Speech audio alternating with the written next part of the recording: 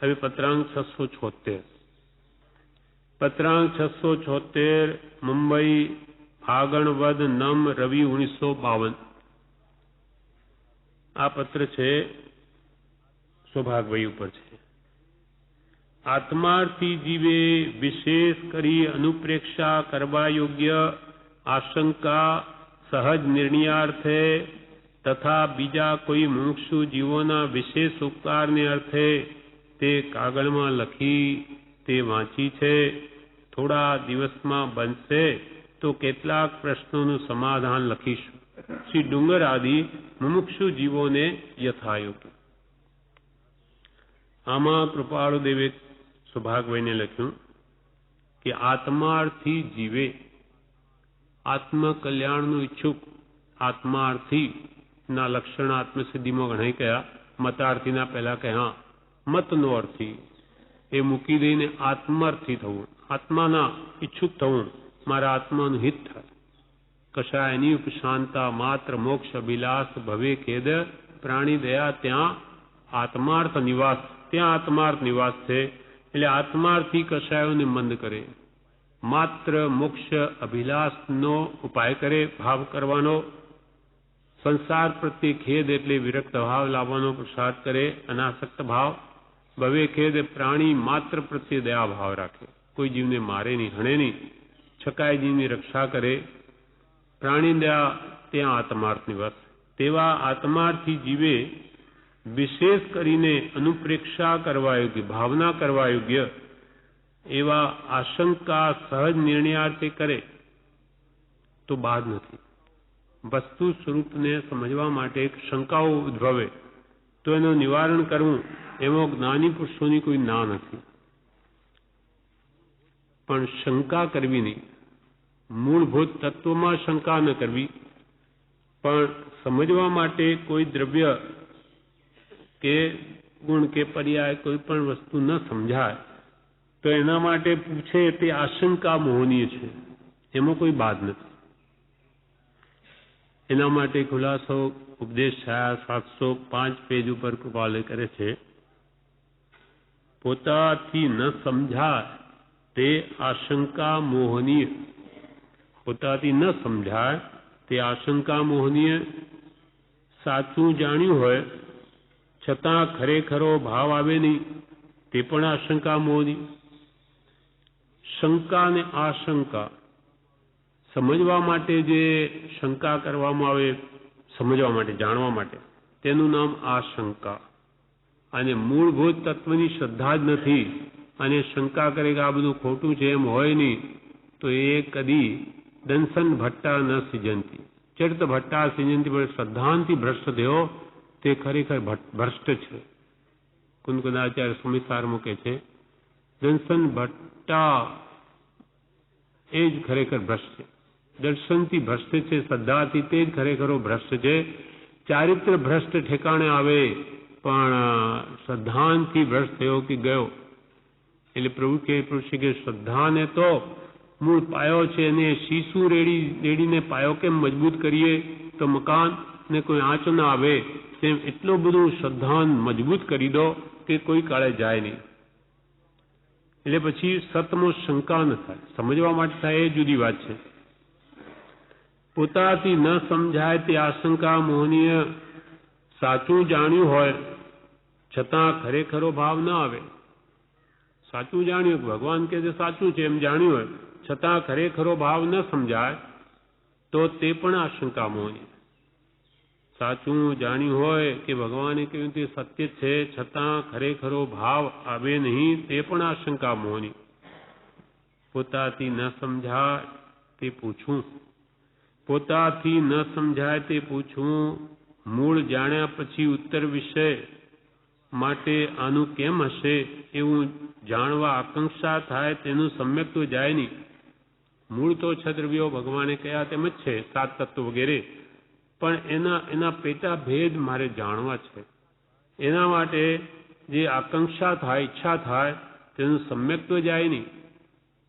અર્થાત તે પતિત હોય નહીં. ખોટી ભ્રાંતિ તે શંકા, ખોટી ભ્રાંતિ મનો ઉત્પન્ન થાય કે ભગવાને કહ્યું આટલામાં અનંતા જીવો કે બટાકાને સોયના કણ જેટલામાં એ કંઈ હોય એ આપણે માનવામાં ના આવે, એ કંઈ હોય નહીં એમ આપણે કહીએ તે શંકા છે. પણ ભગવાને કહ્યું ને તો કંઈક જોઈને કહ્યું હશે, એ કયા અપેક્ષાએ કેમ જોયું આપણને શું ખબર પડે, આપણું જ્ઞાન કેટલું, એમ કાઢીને ભગવાને કહ્યું સત્ય જોયું મને ખબર નથી પડતી એમ રાખે તો એ આ શંકા છે. ખોટી ભ્રાંતિ થાય તે શંકા, ખોટી પ્રતીતિ તે અનંતાનુબંધીમાં સમાન, ખોટી પ્રતીતિ તે અનંતાનુબંધી ભાંગામાં ચાલ્યો જાય. અણસમજણે દોષ જુએ તો તે સમજણનો દોષ, ખબર નહીં પડતી હોય કોઈ દોષ દેખે એને કે દોષ જોવાનો ભાવ નથી, પણ અણસમજણે દોષ જુએ તો તે સમજણનો દોષ, પણ તેનું સમકિત જાય નહીં. પણ અણપ્રતીતિએ દોષ જુએ તો મિથ્યાત્વ. અણપ્રતીતિ શ્રદ્ધા નથી અને દોષ જુએ તો કે જે મિથ્યાત્વ. એટલે શ્રદ્ધા છે પણ સમજવા માટે જે શંકા કરવામાં આવે સહજ નિર્ણય અર્થે તો એ આશંકા કહેવામાં આવે છે. એટલે અહીંયા કૃપાલદેવ સૌભાગભાઈ આ પ્રશ્ન કર્યો, આત્માર્થી જીવે વિશેષ કરી અનુપ્રેક્ષા કરવા યોગ્ય આશંકા સહજ નિર્ણયાર્થે તમે એવી આશંકાઓ લખી છે નિર્ણય કરવા માટે, તો એમાં કોઈ બાદ નથી. તથા બીજા કોઈ મુમુક્ષુ જીવોના વિશેષ ઉપકારને અર્થે કે આવી શંકાઓ તમે કરી જેના સમાધાન કૃપાલદેવ માનો કે લખે તો મને લાભ થાય, સૌભાગભાઈ જાણે અને બીજા પણ વાંચ્યો તો એની પણ શંકાઓ દૂર થાય. એટલે એવા આશય તમે પૂછ્યું છે એટલે એ સારું છે. તથા બીજા કોઈ મુમુક્ષુ જીવોના વિશેષ ઉપકારને અર્થે તે કાગળમાં લખી તે વાંચી છે તમે શંકાઓ જે લખી, પણ બીજા મુમુક્ષુના ઉપકાર અર્થે કે તમારા વિશેષ અનુપ્રેક્ષા કરવા માટે વારંવાર એ વાત વિશે દ્રઢતા એ માટે તમે પૂછ્યું તે શંકાઓ કાગળમાં લખી તે સ્વનિર્ણયાર્થે અને બીજા કોઈ મુમુક્ષુ જીવોના વિશેષ ઉપકારને અર્થે તે કાગળમાં લખી તે વાંચી છે. થોડા દિવસમાં બનશે તો કેટલાક પ્રશ્નોનું સમાધાન લખીશું. થોડા દિવસમાં બનશે તો તમે જે પ્રશ્નો લખ્યા તેનું સમાધાન લખીશું. શ્રી ડુંગર આદિ મુમુક્ષુ જીવોને યથાયોગ્ય. ફરી એક 725 પાન આ પત્ર પૂરો થયો. 725 પાન ઉપર ફરી એ સંબંધી કૃપાલદેવ જણાવે છે, ખરેખરી આશંકા ટળે તો ઘણી નિર્જરા થાય છે. જેમ જેમ શંકાઓ ટળતી જાય તેમ શ્રદ્ધાન દ્રઢ થતું જાય. ખરેખરી આશંકા ટળે તો ઘણી નિર્જરા થાય છે. જીવ જો સત્પુરુષનો માર્ગ જાણતો હોય તેનો તેને વારંવાર બોધ થતો હોય તો ઘણું ફળ થાય. સહી ગુરુ મળ્યા હોય સાચા અને એનો સાચા બોધનું નિરંતર વાંચન શ્રવણ મનન નિધિધ્યાસન થતું હોય તો ઘણી કર્મોની નિર્જરા થાય, એનું શ્રદ્ધાન બળવાન થાય અને સમ્યક દર્શનની નજીક ચાલ્યો જાય ધીમે ધીમે પામવા. ખરેખરી આશંકા ટળે તો ઘણી નિર્જરા થાય છે. જીવ જો સત્પુરુષનો માર્ગ જાણતો હોય તેનો તેને વારંવાર બોધ થતો હોય તો ઘણું ફળ થાય. કેમ તો કે જ્ઞાન જે કામ કરે છે તે અદ્ભુત છે. સત્પુરુષના વચન વગર વિચાર આવતો નથી. જ્ઞાન સમ્યક જ્ઞાન કેવું અદ્ભુત કામ કરે તો કૃપાલ કે સત્પુરુષના વચન વગર એને સદવિચાર પણ આવે નહીં, જાણ્યું નથી સાચું શું. સત્પુરુષના વચન વગર વિચાર એટલે સદવિચાર આવતો નથી અને સદવિચાર વિના વૈરાગ્ય આવે નહીં અને વૈરાગ્ય સહવિચાર વગર જ્ઞાન આવે નહીં. આ કારણથી સત્પુરુષના વચનો વારંવાર વિચારવા. સમ્યક જ્ઞાનથી જ બધું દુઃખ જાય છે, સાચી સમજણ આવે છે, મિથ્યાત્વ ટળે છે. મિથ્યાત્વ એટલે વિપરીત માન્યતાઓ, જુદ ઉલટું માનવું. એ સમ્યક સમજણ કયા વડે થાય? જ્ઞાનથી જ, સમ્યક જ્ઞાનથી. સમ્યક જ્ઞાન કોની પાસે? જ્ઞાની પાસે છે. એટલે કૃપાલ કે જ્ઞાન જે કામ કરે છે તે અદ્ભુત છે કે એને સમ્યક દર્શન આખું બધું સબળું અનંતકાળનું અજ્ઞાન ટાળીને સબળું કરી નાખે. જ્ઞાન જે કામ કરે છે તે અદ્ભુત છે. સત્પુરુષના વચન વગર સદવિચાર આવે નહીં, અને સદવિચાર વિના વૈરાગ્ય આવે નહીં. સદવિચાર વિના વસ્તુનું સ્વરૂપ સમજાય નહીં. તેથી સંસારનો રાગ મોહ તૂટે નહીં, વૈરાગ્ય આવે નહીં. અને વૈરાગ્ય સહવિચાર વગર જ્ઞાન આવે નહીં. વૈરાગ્ય સાથે સમ્યક વિચાર હોય તો જ એને આત્મજ્ઞાનની પ્રાપ્તિ થાય છે, અન્યથા થાય નહીં. અને આત્મજ્ઞાન વગર કદી સર્વથા દુઃખ પણ જાય નહીં. સર્વ ક્લેશ અને સર્વ દુઃખથી મુક્ત થવાનું આત્મજ્ઞાન છે. તે આત્મજ્ઞાન છે તે વૈરાગ્ય વિચાર વગર આવે નહીં, અને વૈરાગ્ય વિચાર સદવિચાર વિના આવે નહીં, અને સદવિચાર તે સત્પુરુષના વચન વગર આવે નહીં. માટે સત્પુરુષના વચનો એટલે કે સમ્યક જ્ઞાન તે જ ઉત્તમ છે, અને જ્ઞાન જે કામ કરે છે તે અદ્ભુત છે. માટે સૌભાગવીને લખ્યું કે તમે આવા પ્રશ્નો પૂછ્યા તે સારું કર્યું છે, કે જેથી તમારો પણ નિર્ણય થાય તત્વનો, અને બીજાને પણ પરોપકાર પ્રત્યે તમે વિશેષ ઉપકારને અર્થે કાગળમાં પ્રશ્નો લખ્યા એ વાંચ્યા છે, ને થોડા દિવસમાં એ પ્રશ્નનું અમે સમાધાન લખીશું. શ્રી ડુંગર આદિ મુમુક્ષુ જીવોને યથાયુગ. પત્રાંક 677 મુંબઈ ચૈત્ર સુદ એકમ રવિ 1952. આ પત્ર ભાવનગર વાળા કુંવરજી આણંદજી ઉપર છે. એ કુંવરજી આણંદજીને સામાન્ય વૈરાગ્ય ભાવ હતો એમ બ્રહ્મચારી વિવેચનમાં જણાવ્યું છે. અને એમને કંઈ કુટુંબનું કામ આવી પડ્યું, અને તેથી ચિત્તમાં સ્થિરતા ચેન રહે નહીં. એટલે આ સંસારથી કેમ છૂટાય એવા વિચારો કૃપાળુ દેવને તેમણે લખી જણાવ્યા. અને વિસ્તારથી કંઈક લખો તો સારું એમ એમણે લખ્યું હતું. તેથી કૃપાળુ દેવ આ ખુલાસો કરે છે. એમને કંઈક ઘરકામ એવું આવી પડ્યું, તેથી ચિત્ત અસ્થિર રહે, અને હવે એટલે વૈરાગ આવ્યો કે આ સંસારથી કેમ છૂટાય એવું હે કૃપાળ દેવ આપ કંઈ મને લખો, તો જેથી મને ચિત્તને શાંતિ રહે, વિસ્તારથી લખો એમ કૃપાળદેવને લખ્યું. તેથી આ ખુલાસો કરે છે. કૃપાળદેવ લખે છે, મુંબઈ ચૈત્ર સુદ એકમ રવિ 1952. કાગળ પહોંચ્યો છે. સામાન્યપણે વર્તતી ચિત્તવૃત્તિઓ લખી તે વાંચી છે. સામાન્યપણે વર્તતી ચિત્તવૃત્તિઓ લખી તે વાંચી છે. વિસ્તારથી હિતવચન લખવાની જિજ્ઞાસા જણાવી તે વિશે સંક્ષેપમાં નીચે લખ્યાથી વિચારશો. વિસ્તારથી હિતવચન લખવાની તમે જિજ્ઞાસા જણાવી તે વિશે સંક્ષેપમાં નીચે લખ્યાથી વિચારશો.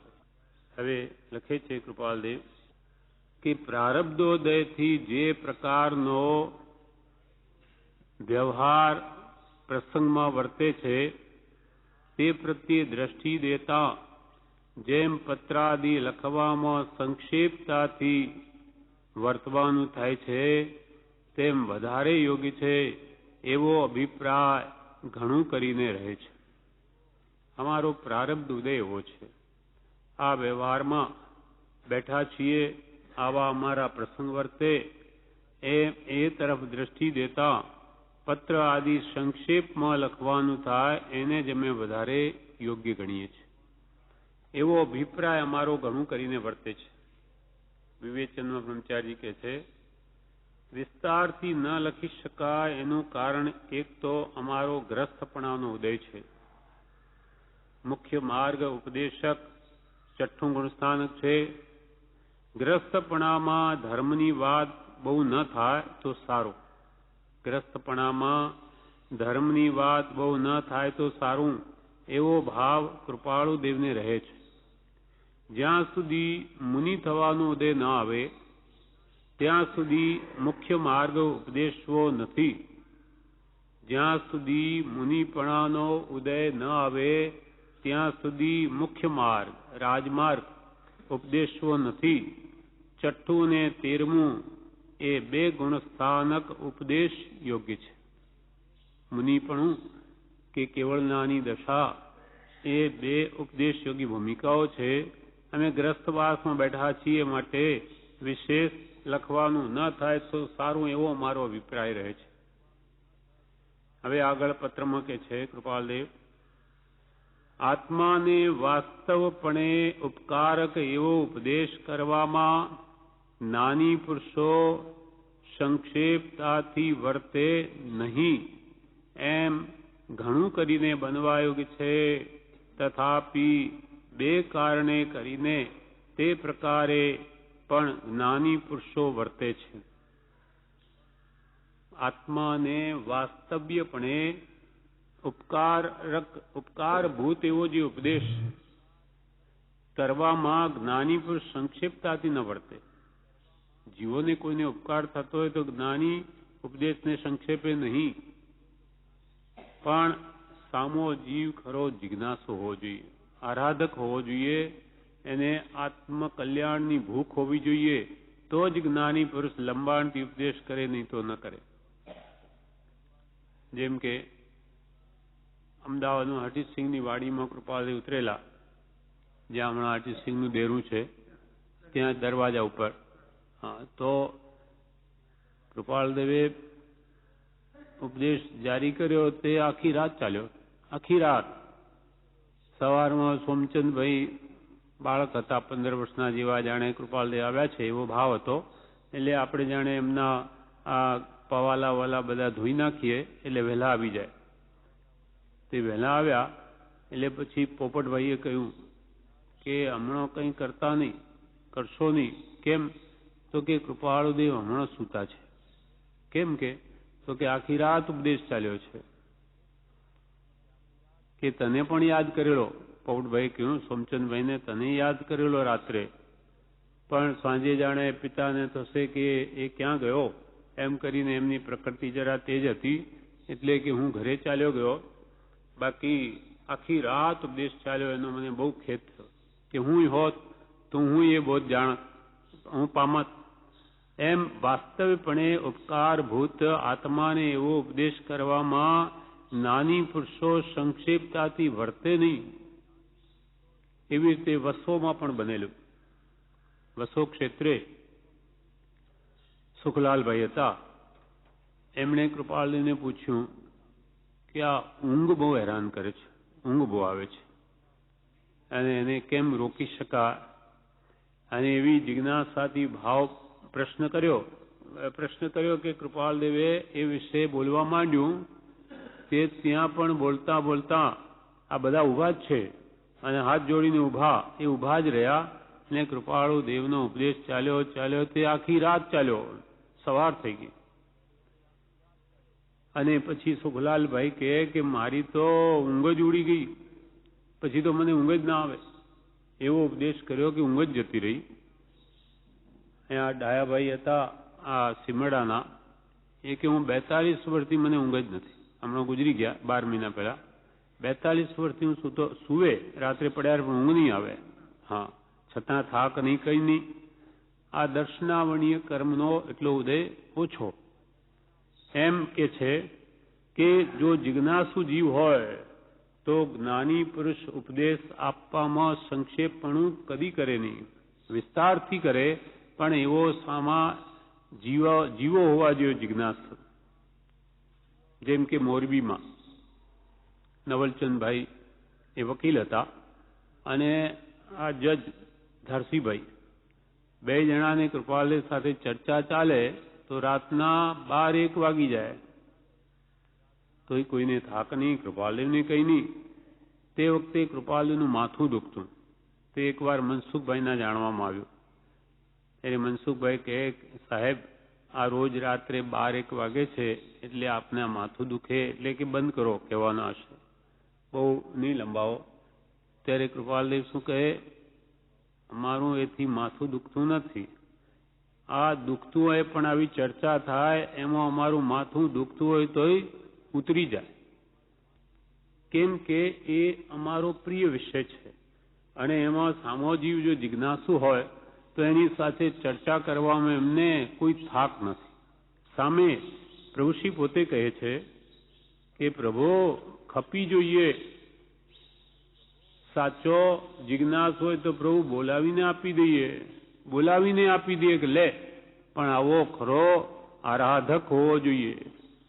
નહીં તો જ્ઞાની પુરુષો પાસે આવો નકામો સમય નથી કે કલાક સુધી માથાફોડ કરે અને હાથમાં કંઈ ના આવે તો એ સમય બગાડે નહીં. કૃપાલ કે ધાકડે ધાકડ માન્ય કરવાની ઈચ્છા હોય તમને પૂછું, નહીં તો જ્ઞાની નવરા નથી. આત્માને કૃપાલ કે આત્માને વાસ્તવપણે ઉપકારભૂત એવો ઉપદેશ કરવામાં જ્ઞાની પુરુષો સંક્ષિપ્તતાથી વર્તે નહીં એમ ઘણું કરીને બનવાયું છે. તથાપિ તો પણ બે કારણે કરીને તે પ્રકારે પણ જ્ઞાની પુરુષો વર્તે. બે એવા કારણો છે કે તેને લઈને જ્ઞાની પુરુષો પણ ઉપદેશ લંબાણથી કરે નહીં, ટૂંકામાં પતાવી દે. એવા બે કારણો કયા? તે કૃપાલદેવ કે છે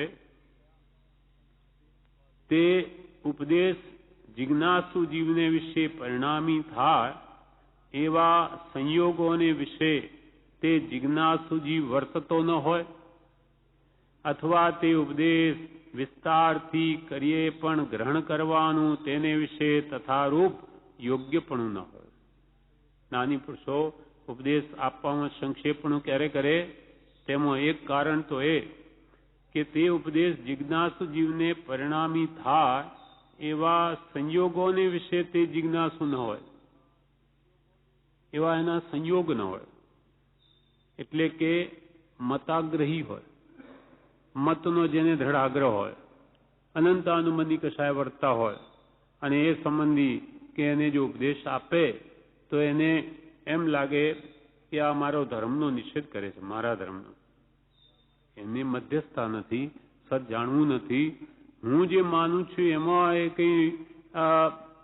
કંઈ કહેતા હોય એને સારું તો સારું, અને સત્ય માર્ગ પ્રરૂપે ત્યારે પોતાનું કંઈક વિપરીત પણ જણાય તો એને ગમે નહીં. હવે એવા સંજોગો હોય તો જ્ઞાની ઉપદેશને સંક્ષેપી લે કે અહીંયા અસર થાય નહીં, અને ઉડતું વિપરીત પણ લઈ જાય તો જ્ઞાનીના નિમિત્તે સામોજીવ કર્મ બંધ પણ કરી લે. એટલે વિવેચનમાં બ્રહ્મચારી કહે છે સામાન્યપણે બીજાને લાભ થાય તો જ્ઞાની પુરુષ ઉપદેશ સંક્ષેપી ન કરે. લાભ થતો હોય તો ખુલ્લા દિલથી પણ કહે. જ્ઞાની પુરુષોને ત્યાગ હોય તે વખતે પણ બે કારણથી સંક્ષેપણે વર્તે. જ્ઞાની પુરુષને બાહ્ય ત્યાગ પણ આવી ગયો હોય તો પણ આ બે કારણો જો સામા વ્યક્તિમાં વિદ્યમાન હોય તો ઉપદેશને સંક્ષેપે. એક તો પોતાનું કહેવું બીજાને સમજાય એવું ન હોય, અર્થાત સમજનારની યોગ્યતા ન હોય, બોધ ઝીલવા જેટલી સામાજીવીની યોગ્યતા ન હોય. જ્ઞાની પુરુષ જવાબ આપે પણ પેલો સમજી જ ન શકે તો જ્ઞાની શું કહે? જેમ કે કૃપાળુદેવને કોઈએ પ્રશ્ન પૂછ્યો કે અનંતાનુમંદી કષાયનું સ્વરૂપ શું? ત્યારે કૃપાલદેવે કહ્યું તે સાંભળવાની તમારી યોગ્યતા નથી, કે હું આજે કષાયનું સ્વરૂપ સમજાવીશ, તમારી યોગ્યતા નથી સમજવાની. કેમ કે પોતે માનો કે અનંતાનુમંદી કષાયમાં વર્તતો હોય અને જ્ઞાની પુરુષ કહે તો એને લાગે કે એ તો મારા ધર્મનો નિષેધ કરે છે. મતાગ્રહી હોય, અનંતાનુમંદી કષાય, પ્રત્યક્ષ સદગુરુ યોગમાં વર્તે, દ્રષ્ટિ વિમુખ અસદગુરુને દ્રઢ કરે, નિજ માનાર્થે મુખ્ય એવો કોઈ જીવ હોય અને એને પછી જ્ઞાની ઉપદેશ આપે તો કે આ તો મારા મતાગ્રહનો નિષેધ કરે છે, મારા મતનો નિષેધ કરે, એવું હોય તો જ્ઞાની પુરુષ સંક્ષેપે ઉપદેશને. તેથી જ્ઞાની પુરુષ સંક્ષેપમાં કહે અથવા મૌન રહે અથવા ન પણ કહે, કેમ કે એમના નિમિત્તે કર્મ બાંધી જાય. એકવાર કૃપાલદેવ કહ્યું અહીંયા આવો તો કર્મ છોડીને જાઓ, અર્થાત અહીંયા તમે અમારો દોષ જોઈને ઉડતા કર્મ બાંધશોમાં, અહીંયા આવ્યા છો તો કંઈ લઈને જાઓ ને નહીં તો કંઈ બોલોમાં, નફો ન કરવો, નુકસાન તો નહીં કરો. એમ જ્ઞાની પુરુષ પાસે આવીને કંઈ લેવું ન હોય તો કંઈ નહીં, પણ એની નિંદા તો ન કરો. કોઈ કર્મગ્રંથની વાત પૂછે કે કેટલી પ્રકૃતિઓ જાય ત્યારે કેવળ જ્ઞાન થાય? હવે એનો ઉત્તર કહે તો પેલાની યોગ્યતા ન હોય તેથી સમજાય પણ નહીં. હવે આ પ્રકૃતિઓને સમજાવે છે એને ગળે જ નહીં ઉતરે, શું છે આ બધું? તો પછી નાની બોલે જ નહીં.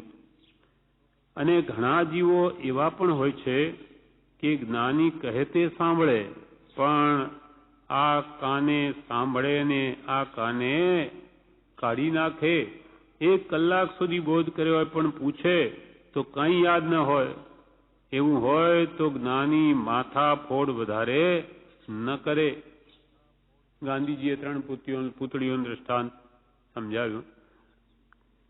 આ વિક્રમાદિત્યના સમયની વાત છે કે એક દરબારમાં પૂતળી 3 લઈને આવ્યા. આની શું કિંમત? બીજા રાજાએ વિક્રમાદિત્યના મંત્રીઓ કેવા છે, હોશિયાર છે કે નહીં એ જાણવું હતું. એ તો એની સાથે લડાઈ કરવી કે નહીં, એટલે કે ભાઈ પહેલા પરીક્ષા કરી જુઓ. એટલે 3 પુતળીઓ મોકલી કે ત્યાં મંત્રીઓ વિક્રમાદિત્યના તો ઘણા હોશિયાર, જેના વિક્રમ સંમત ચાલે છે એ રાજા, વિક્રમ સંમત 2057 ચાલે, એ મહારાજાના મંત્રીઓ બહુ વિદ્વાન. એટલે કે આ મોકલનારમાં કંઈ આમાં રહસ્ય હોવું જોઈએ, નહીં તો આ પૂતળીઓ શું કામ મોકલે ને એવું પૂછે. એટલે એમણે એક સળી પેલી પૂતળીને કાનમાં નાખી કે બીજી બાજુ નીકળી ગઈ. તો કે આની 0, કોઈ વેલ્યુ નહીં, કોઈ કિંમત જ ફૂટી બદામ જેટલી નહીં આ પૂતળીની. બીજી પૂતળીના કાનમાં થળી નાખી તો મોઢે થઈ નીકળી. તો કે એની કંઈક કિંમત કરી, થોડીક સોના મારો. અને ત્રીજી પૂતળીના કાનમાં સળી નાખી કે બહાર આવી જ નહીં, એના પેટમાં જ ઉતરી ગઈ. તો કે આ પૂતળીની કિંમત 1 લાખ સોના મોર. બીજાએ પૂછ્યું પ્રજાઓએ કેમ એમ? તો કે એ જે માણસમાં એ સાંભળીને કાઢી નાખે વાતને એની કોઈ કિંમત નહીં, અને બીજે કંઈક ઉતારી વાત સમજી પોતે વિચારીને પણ બોલીને કાઢી નાખ્યું. બીજાને કહી સંતોષ માન્યો અને માની લીધું કે આપણે તો જેમ કે આપણે અહીંયા આવ્યા, સમજ્યા, વાંચ્યું, બોલી લીધું, માની લીધું કે હા બહુ સંતોષ થઈ ગયો. એથી કલ્યાણ ને ઠીક છે, નહીં કરતા એને અવધાર્યું એટલો લાભ થયો.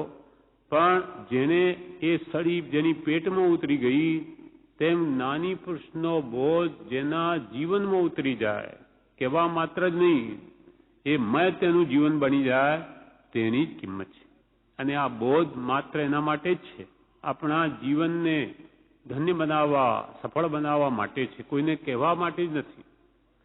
એમ કૃપાલય કે અમે ગમે એટલું બોલીએ અને સામા જીવને ઉતરે જ નહીં, કે માત્ર બીજાને કહેવા માટે જ. ખીમજીભાઈને કહ્યું ને, તમને ભક્તિ નથી અને જ્ઞાન જોઈએ છે, તો શું બીજાને કહેવું છે, કહીને રાજી થવું છે? પણ પરમ પ્રેમરૂપ ભક્તિ વિના જ્ઞાન શૂન્ય છે, મીંડું છે. આ બીજાને રંજન કરવા માટે નથી કે પૈસા કમાવા માટે નથી, આ જ્ઞાન આત્માના હિત માટે છે. એમ અમે કહીએ, જેના જીવનમાં ઉતારવું હોય તો અમે બોલીએ, નહીં તો શું કામ બોલીએ? એટલે એક કારણ તો જ્ઞાની પુરુષો શા માટે ઉપદેશ વિસ્તારથી ન કરે? તો કે સામા જીવને એ બોધ ઝીલવાની યોગ્યતા ન હોય, સમજી જ ન શકે, તો જ્ઞાની પુરુષો એ બોધને સંક્ષેપી લે, અથવા મતાગ્રહી હોય અને એનો વિપરીત અર્થ કરી લે તો પણ જ્ઞાની બોલે નહીં, મૌન જ રહે. અથવા સામો જીવ આ કાને સાંભળીને બીજે કાને કાઢી જ લે અને કે એની પડી જ નથી, તો પણ જ્ઞાનીઓ બોલે નહીં. એક કારણ તો આ વિસ્તારથી કહ્યું. બીજું કારણ ફરી કૃપાલય કે છે, અથવા પોતાને બાહ્ય વ્યવહાર એવા ઉદય રૂપે હોય કે તે ઉપદેશ જિજ્ઞાસુ જીવને પરિણમતા પ્રતિબંધ રૂપ થાય, અથવા તથારૂપ કારણ વિના તેમ વર્તી મુખ્ય માર્ગને વિરોધરૂપ કે સંશયના હેતુરૂપ થવાનું કારણ બનતું હોય, તો પણ જ્ઞાની પુરુષો સંક્ષેપપણે ઉપદેશમાં પ્રવર્તે અથવા મૌન રહે.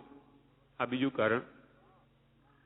બીજું કારણમાં જ્ઞાનીને એવા કર્મનો ઉદય હોય કે પોતાને ત્યાગ ના આવે. જેમ કે કૃપાલને પોતાને ત્યાગ ના આવ્યો, માનો કે બાહ્ય ત્યાગની વાત છે, અંતર તો મુનિ હતા, પણ લોકોને તો બહાર દેખાય, કપડા હોય તો મુનિનો વેશ હોય તો, અને ગ્રસ્તપણના વેશ હોય તો અમુનિ, એવી જગતની દ્રષ્ટિ છે. એટલે બાહ્ય ત્યાગનો ઉદય ન હોય અને કોઈ ત્યાગ વગેરેનો પ્રશ્ન પૂછે તો મૌન રહે, અથવા કહેવું હોય તો ટૂંકામાં પતાવી દે, કારણ કે એને મનમાં એમ થાય કે પોતે તો ત્યાગ કરતા નથી અને બીજાને ત્યાગનો ઉપદેશ કરે છે. સંસાર ત્યાગવો જોઈએ, ત્યાગવા યોગ્ય જ છે, તો કે પોતે કેમ નથી કરતા? એમ સામા જીવનો દોડતો જ્ઞાની પ્રત્યે એવો ભાવ થાય. એટલે પ્રભુશ્રી કે પ્રભુ જ્ઞાની કરે તેમ ન કરવું, કહે તેમ કરવું. એમનો તો ઉદય હોય, જેમ વૈદ હોય એ તો વિષ પણ ખાઈ શકે, સોમલ હોય એ કે ઝેર છે, પણ એ ખાઈને પચાવી શકે છે કે એને ખબર છે કે એનું મારણ શું છે. જ્યારે વેદને જોઈને આપણે સોમલ ખાઈ જઈએ તો મરી જઈએ. એમ જ્ઞાની જેમ વર્તે તે એનો ઉપાય જાણે છે અથવા એ અંતરથી અલિપ્ત છે. એ રીતે જ્ઞાની કહે તેમ કરવું પણ કરે તેમ ન કરવું. મુખ્ય માર્ગને અથવા મુખ્ય માર્ગને વિરોધ થાય એવું લાગતું હોય તો પણ મૌન રહે. અથવા રાજમાર્ગ ત્યાગમાર્ગ છે, એને કોઈ રીતે લાંછન આવે એમ જ્ઞાની ઘરમાં બેઠા ઉપદેશ કરે નહીં, કેમ કે મુખ્ય રાજમાર્ગને બહાદરૂપ થાય. કોઈને આજ્ઞા આપવી વગેરે કે આમ મુનિ તરીકે આજ્ઞાર્થ કહે નહીં. જ્ઞાની પુરુષને ટૂંકામાં જ કહેવું એમ કંઈ નથી, પણ જીવની યોગ્યતા ન હોય તો શું કરે? જીવની યોગ્યતા ન હોય તો શું કરે? ન પણ બોલે. પૂનાવાળા નાનચંદભાઈ હતા. કૃપાલદેવ રોજે ત્યાં પેઢી ઉપર સાંજે 7 થી 8 સુધી ત્યાં અમુક જિજ્ઞાસુ મુમુક્ષુ આવે પેઢી ઉપર, અને ત્યાં આ સ્વાધ્યાય ચાલે રોજે. નાનચંદભાઈ આ જાણ્યું એટલે એ બી ત્યાં ગયા. એમને 25 વર્ષનો પુત્ર મરી ગયેલો, એટલે અંદરમાં હંમેશા ખેદ રહેતો. આ તો કોઈએ કહ્યું કે તમે શ્રીમદને મળજો. તે પણ એક દિવસ ત્યાં આવ્યા. એમની અત્યંત જિજ્ઞાસા ભાવ જોઈને કૃપાળુ દેવનો બોધ ચાલ્યો તે રોજ 8 વાગે પૂરો થઈ જાય, પણ આજે તો 1 વાગી ગયો, રાતના 1 સુધી. બધા બેસી રહ્યા, કોઈ ગયા નહીં, કેમ કે એમની વાણી એટલી મધુર, તાત્વિક, એટલી સાત્વિક, શાંતિ આપનારી હોવાથી કોઈ ઉઠ્યું નહીં. પછી બધાને થયું કે આજે તો આ નવલચંદભાઈ નિહાલચંદભાઈ એટલે કૃપાળદેવે તો હદ કરી નાખી, આ તમારું પુણ્ય છે કે. પણ જ્યારે બધા ઊભા થયા ત્યારે નિહાલચંદભાઈને તો એટલો આનંદ થઈ ગયો. હા, નાનચંદભાઈ છે. એટલે એટલો આનંદ થયો કે ઊભા થયે પોતાની પાઘડી કૃપાળુ દેવના ચરણમાં મૂકી ને પગ પકડી લીધા. ઘણો જ પ્રેમ આવ્યો, બાખમાં ગાલી લીધા. અને એવો ભાવ થયો કે શું મારા હૃદયમાં તમને સમાવી દઉં કે શું કરું ને શું ન કરું. અને કે તે દિવસથી મારી પુત્રની જે ચિંતા હતી, પુત્ર પ્રેમની, 25 વર્ષનો નવજવાન ગુજરી ગયેલો, એ સાવ નીકળી ગઈ. પછી કૃપાલદેવને મેં પૂછ્યું કે હું ફરી અહીંયા આવું? તો કે કૃપાલદેવે પણ એમની ભક્તિ જોઈ અથવા એમનો ભાવ જોઈને કહ્યું કે તમે ગમે તે સમયે આવી શકો છો, ગમે તે ટાઈમે તમારી ઈચ્છા હોય ત્યારે ઓફિસમાં આવું. ના, નહીં, બીજાને બધા 7 થી 8 જ આવવાનો હુકમ, આજ્ઞા હતી. એમ સાચા જિજ્ઞાસુ હોય તેને તો જ્ઞાનીઓ ખુલ્લા દિલથી કહે, બોલાવીને આપી દે. ભરૂચમાં જે ઘોડો હતો તેના ઉદ્ધાર માટે મુનિ સુવ્રત ભગવાન 60 યોજન જેટલો લાંબો વિહાર કરીને એક દિવસમાં ત્યાં આવી ગયા. એનું આયુષ્ય ટૂંકું હતું અને પૂર્વભવના મિત્ર હતા. એટલે એને તારવા માટે લાગ્યું કે જિજ્ઞાસુ છે, એનું કામ થાય એવું છે તો ભગવાન પણ ત્યાં દૂરથી દોડીને આવી જાય. સમાધિ મરણ કરાવવાનું હતું.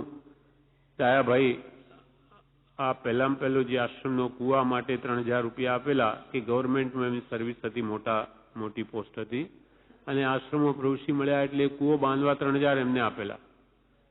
અને એમણે કીધેલું કે પ્રભુ મારી અંત વખતે સંભાળ લેજો.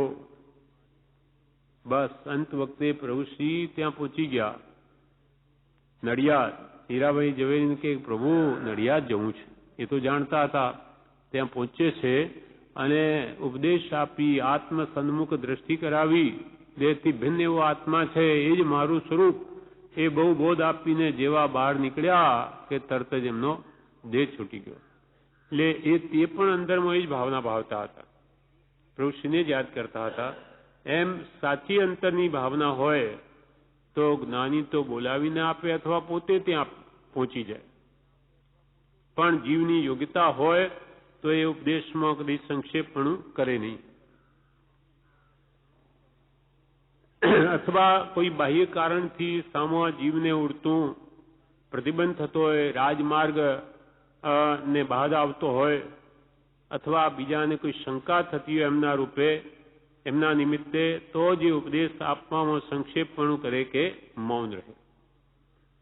હવે આગળના પેરેગ્રાફમાં કૃપાલદેવ જણાવે છે, કુંવરજીભાઈએ એમ કહ્યું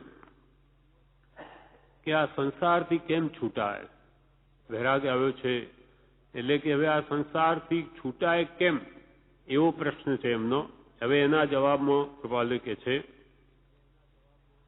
સર્વ સંગ પરિત્યાગ કરીને ચાલી નીકળ્યાથી પણ જીવ ઉપાધિ રહિત થતો નથી. સર્વસંગ પરિત્યાગ કરીને ચાલી નીકળ્યાથી પણ જીવ ઉપાધિ રહિત થતો નથી. કેમ કે જ્યાં સુધી અંતર પરિણતિ પર દ્રષ્ટિ ન થાય અને તથારૂપ માર્ગે ન પ્રવર્તા, ત્યાં સુધી સર્વસંગ પરિત્યાગ પણ નામ માત્ર થાય છે. સર્વસંગ પરિત્યાગ એટલે શું?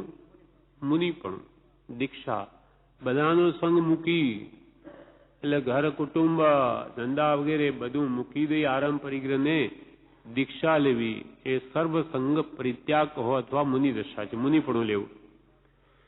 એ મુનિપણું લઈને પણ ઘર બાર છોડીને ચાલી નીકળ્યાથી પણ જીવ ઉપાધિ રહિત થતો નથી. મુનિપણું લીધું એટલે આપણે તો બધી ઉપાધિ છૂટી ગઈ, ઘરની, વ્યવહારની, વેપારની, એમ જીવ માને છે. પણ કૃપાલ કે તેમ થતું નથી. સર્વસંગ પરિત્યાગ કરીને ચાલી નીકળ્યાથી પણ જીવ ઉપાધિ રહિત થતો નથી. પ્રભુશ્રીનું દ્રષ્ટાંત છે. પ્રભુશ્રીને એકવાર પ્રસંગમાં પ્રભુશ્રી કહે કે અમે આ એક છોકરો ત્યાગી, સ્ત્રી ત્યાગીને બધું ત્યાગ્યું. તો પ્રભુશ્રી કે મને તો એવો લેવા માંડ્યો કે શું ત્યાગ્યું મુનિ, તમે શું ત્યાગ્યું?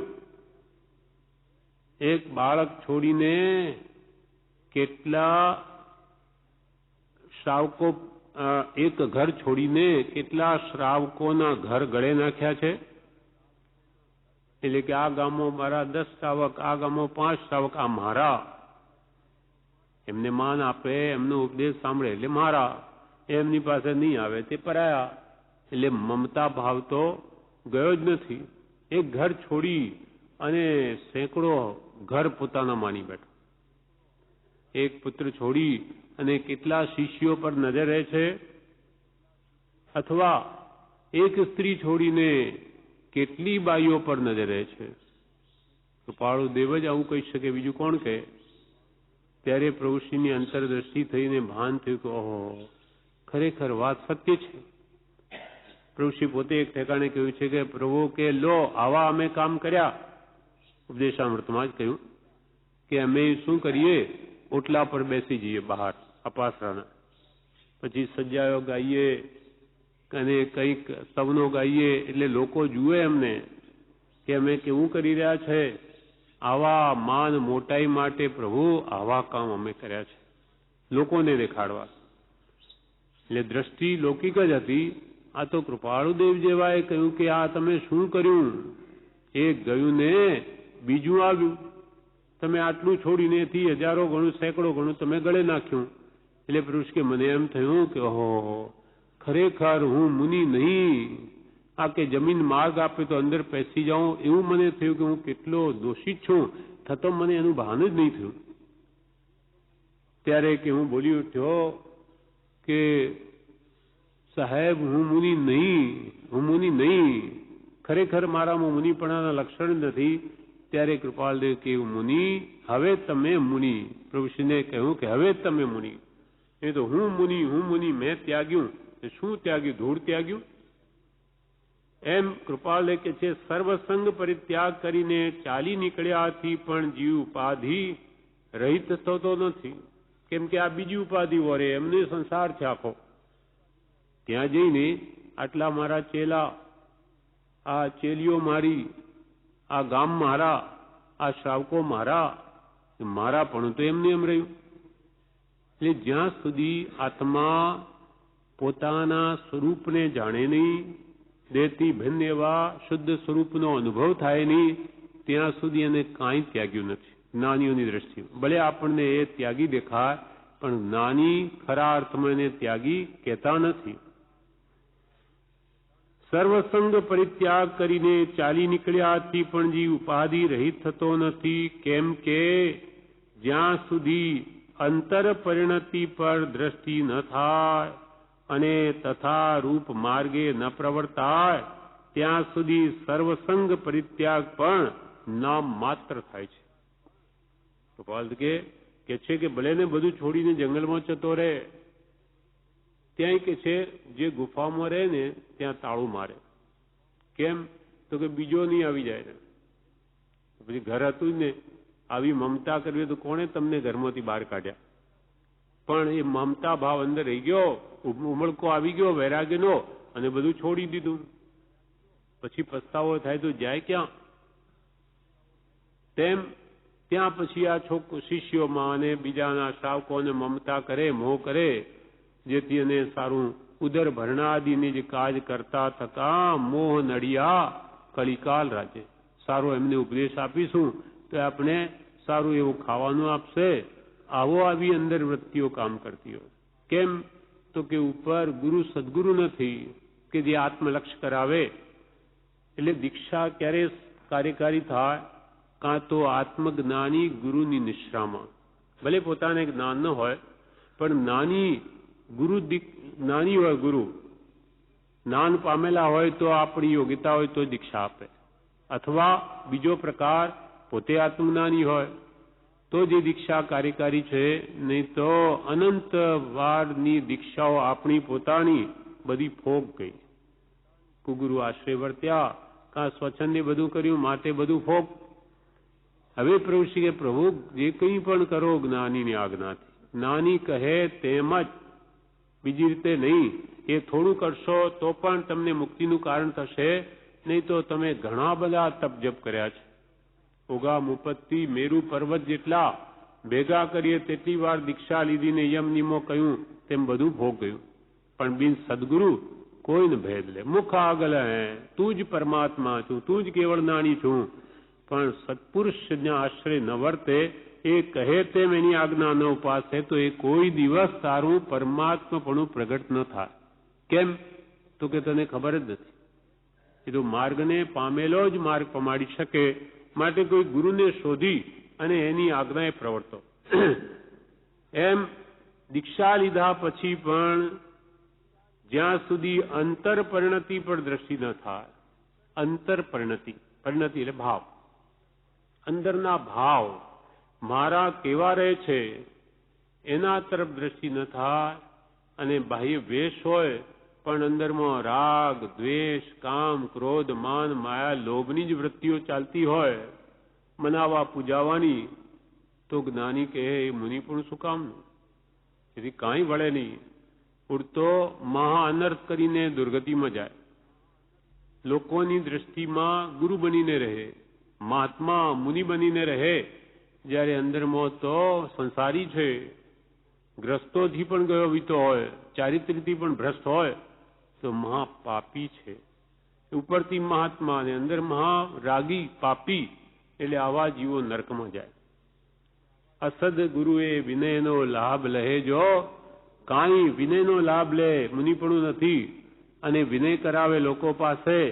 અસદ ગુરુએ વિનયનો લાભ લહેજો કાંઈ પણ તે જીવ મહામોહનીય કર્મથી બુડે ભવ જળ માહી. સંસાર સમૂહ એટલો બુડે કે 30 મહામોહનીય ના ભાંગામાં ચાલ્યો જાય, અનંત કાળ સુધી ઊંચો ના આવે. 70 કોડાકોડી સાગરનો બંધ થઈ જાય તો એ ગયો કામથી અનંત કાળ સુધી આ એનું કુગુરુપણું એ કે મહાત્મા બનીને તો 15-25 વર્ષ કાઢ્યા અને ત્યાં અનંતકાળ સુધી દુઃખ ભોગવો. માટે ગુરુ બનવામાં પ્રભુ કે મહાજોખમ છે, મહાજોખમ છે. એટલે પ્રભુ કે પ્રભુ અમે તો ગુરુ થતા નથી, અમે ગુરુ બતાવી દઈએ છે, અમારા ગુરુ એ તમારા ગુરુ એમ કરીને પોતે અલિપ્ત જ રહ્યા. અને બધા કે અહીંયા માનો આ સાચા ગુરુ છે, એનાથી અમારું કામ છે એટલે તમારું થશે. એમ કરીને આપણને બધાને એ કૃપાળુ દેવ પર દ્રષ્ટિ રાખી છે. પોતા માટે પણ કહ્યું કે ઉપકારનો ઉપકાર ઓલવો નહીં, એટલું રાખો, અમારા પ્રત્યે ઉપકાર દ્રષ્ટિ રાખો, એનો ના નહીં. પણ ગુરુ તો એક જ સતીને એક જ પતિ હોય તેમ ગુરુ ભાવ ગૌણ ન કરવો. ગુરુ આપણા કોણ? તો કે કૃપાળુ દેવ. દેવ આપણા કોણ? તો અરિયંત તીર્થંકરો. ધર્મ આપણો શું?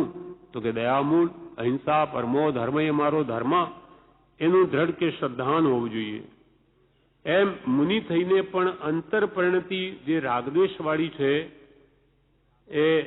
એના પર દ્રષ્ટિ કૃપાલ દે કે જો ન થાય અને તથારૂપ માર્ગે ન પ્રવર્તા.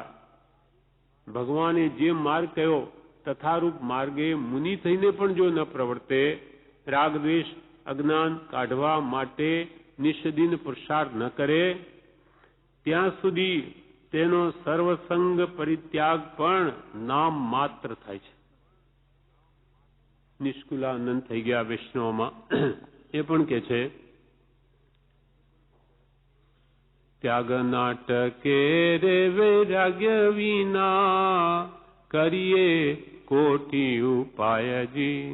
અંતર ઊંડી ઈચ્છા ઘણી તે કેમ કરીને તજાયજી. ત્યાગ નાટકે રે વૈરાગ્ય વિના. સાચો વિરક્ત ભાવ, 5 ઇન્દ્રિય વિષયો પ્રત્યે અનાસક્ત ભાવ ઉત્પન્ન નહીં થાય ત્યાં સુધી એનો ત્યાગ ટકે જ નહીં. અને ટકે તો લોકલાથી ટકે, એટલે અંદરમાં ત્યાગ છે જ નહીં. ત્યાગ ન ટકે રે વૈરાગ્ય વિના કરીએ કોટી ઉપાયજી. કરોડો ઉપાય કરો, કેમ કે અંદર ઊંડી ઈચ્છા ઘણી. 5 ઇન્દ્રિય વિષયો વિષયની ઊંડી ઈચ્છા ઘણી, તે કેમ કરીને તજાયજી એ જુઓ. ત્યાગ ના ટકે રે વૈરાગ્ય વિના. ઉપર વેશ અચ્છો બન્યો માહી મોહ ભરપુરજી. નિષ્કુલાનંદ કહે નરતણો વણ સમજો વૈરાગ્યજી. ત્યાગ નાટકે રે વૈરાગ્ય વિના. ઉપર તો અચ્છો વેશ બન્યો, બગલા જેવા સફેદ કપડા રાખે, પણ અંદર વૃત્તિ બગલા જેવી છે. ક્યારે આવીને પકડવું, કેની પાસે ધન પડાવું, કેની પાસે શું એને રંજીત કરું, મારો શિષ્ય બનાવું, આવા માન પૂજા આદિના જો ભાવ અંદર પડ્યા છે તો આનંદગંજી પર કે છે કુંથનાથ ભગવાનને કે એનો બધાનો બોધ વાસિત બોધ છે. મારે તો નિર્વાસિત બોધ જોઈએ. મનાવા પૂજાવાની કામના છે એમને, માટે એનો બોધ મારું આત્મહિત કરી ન શકે. માટે પંથડો નિહાળું રે બીજા જીન તણો રે. અજિત અજિત ગુણધાન જે તે જીત્યા રે તેણે હું જીત્યો રે. પુરુષ કે શું મુજ નામ. પંથડો નિહાળું રે બીજા જીન તણો રે. વાસિત એ ગાથા છે ત્યાં. હા તરતમ યોગ્ય રે તરતમ વાસના રે. વાસિત બોધ આધાર. વાસિત બોધ આધાર. તરતમ યોગ, જેના મન વચન કાયાના યોગ બળવાન છે, તારતમ્ય ઘણું છે, મન વચન કાયાના જેટલા બળવાન એટલી જ મનાવા પૂજવાની બળવાન વાસના છે. બોલતા આવડતું હોય ઘણું તોય મને લોકો માન આપે એ અથવા પૂજે મેં દીક્ષા લીધી એમ મનાવા પૂજાવાની જ કામના પડી હોય તો કે છે તરતમ યોગે રે તરતમ વાસના રે વાસિત બોધ આધાર. એનો બોધ પણ વાસિત છે કે મનાવા પૂજનાવાની ઈચ્છાથી વાસિત થયેલો છે.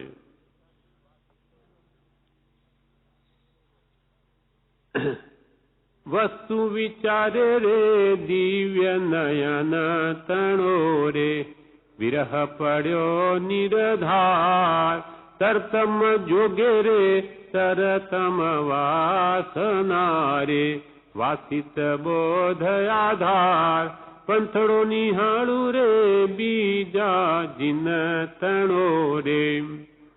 વસ્તુ વિચારે રે દિવ્ય નયન તણો. આ વસ્તુ જે આપે ઉપદેશી એનો દિવ્ય નયન વડે જ્યારે વિચારીએ છીએ ત્યાર તો વિરહ પડી ગયો નક્કી. આવા મહાપુરુષોનું કોઈ છે જ નહીં સત બતાવનાર. અને જે કંઈ પણ આ અમને ગુરુઓ છે વર્તમાનમાં એના તો યોગ તરતમ છે. જેના જેટલા પ્રમાણમાં મન વચન કાયાને એવું બળવાન તેટલી જ બળવાન એમની વાસના છે, ઈચ્છાઓ છે મનાવા પૂજાવાની. માટે એમનો કહેલો બોધ વાસિત છે. મનાવા પૂજાઓની ઈચ્છાથી એવો બોધ મારે નથી જોઈતો. ભગવાન મારે તો આપનું નિર્વાસિત બોધ જોઈએ છે. માટે એ ભગવાન હું આપનો પંથડો નિહાળું છું.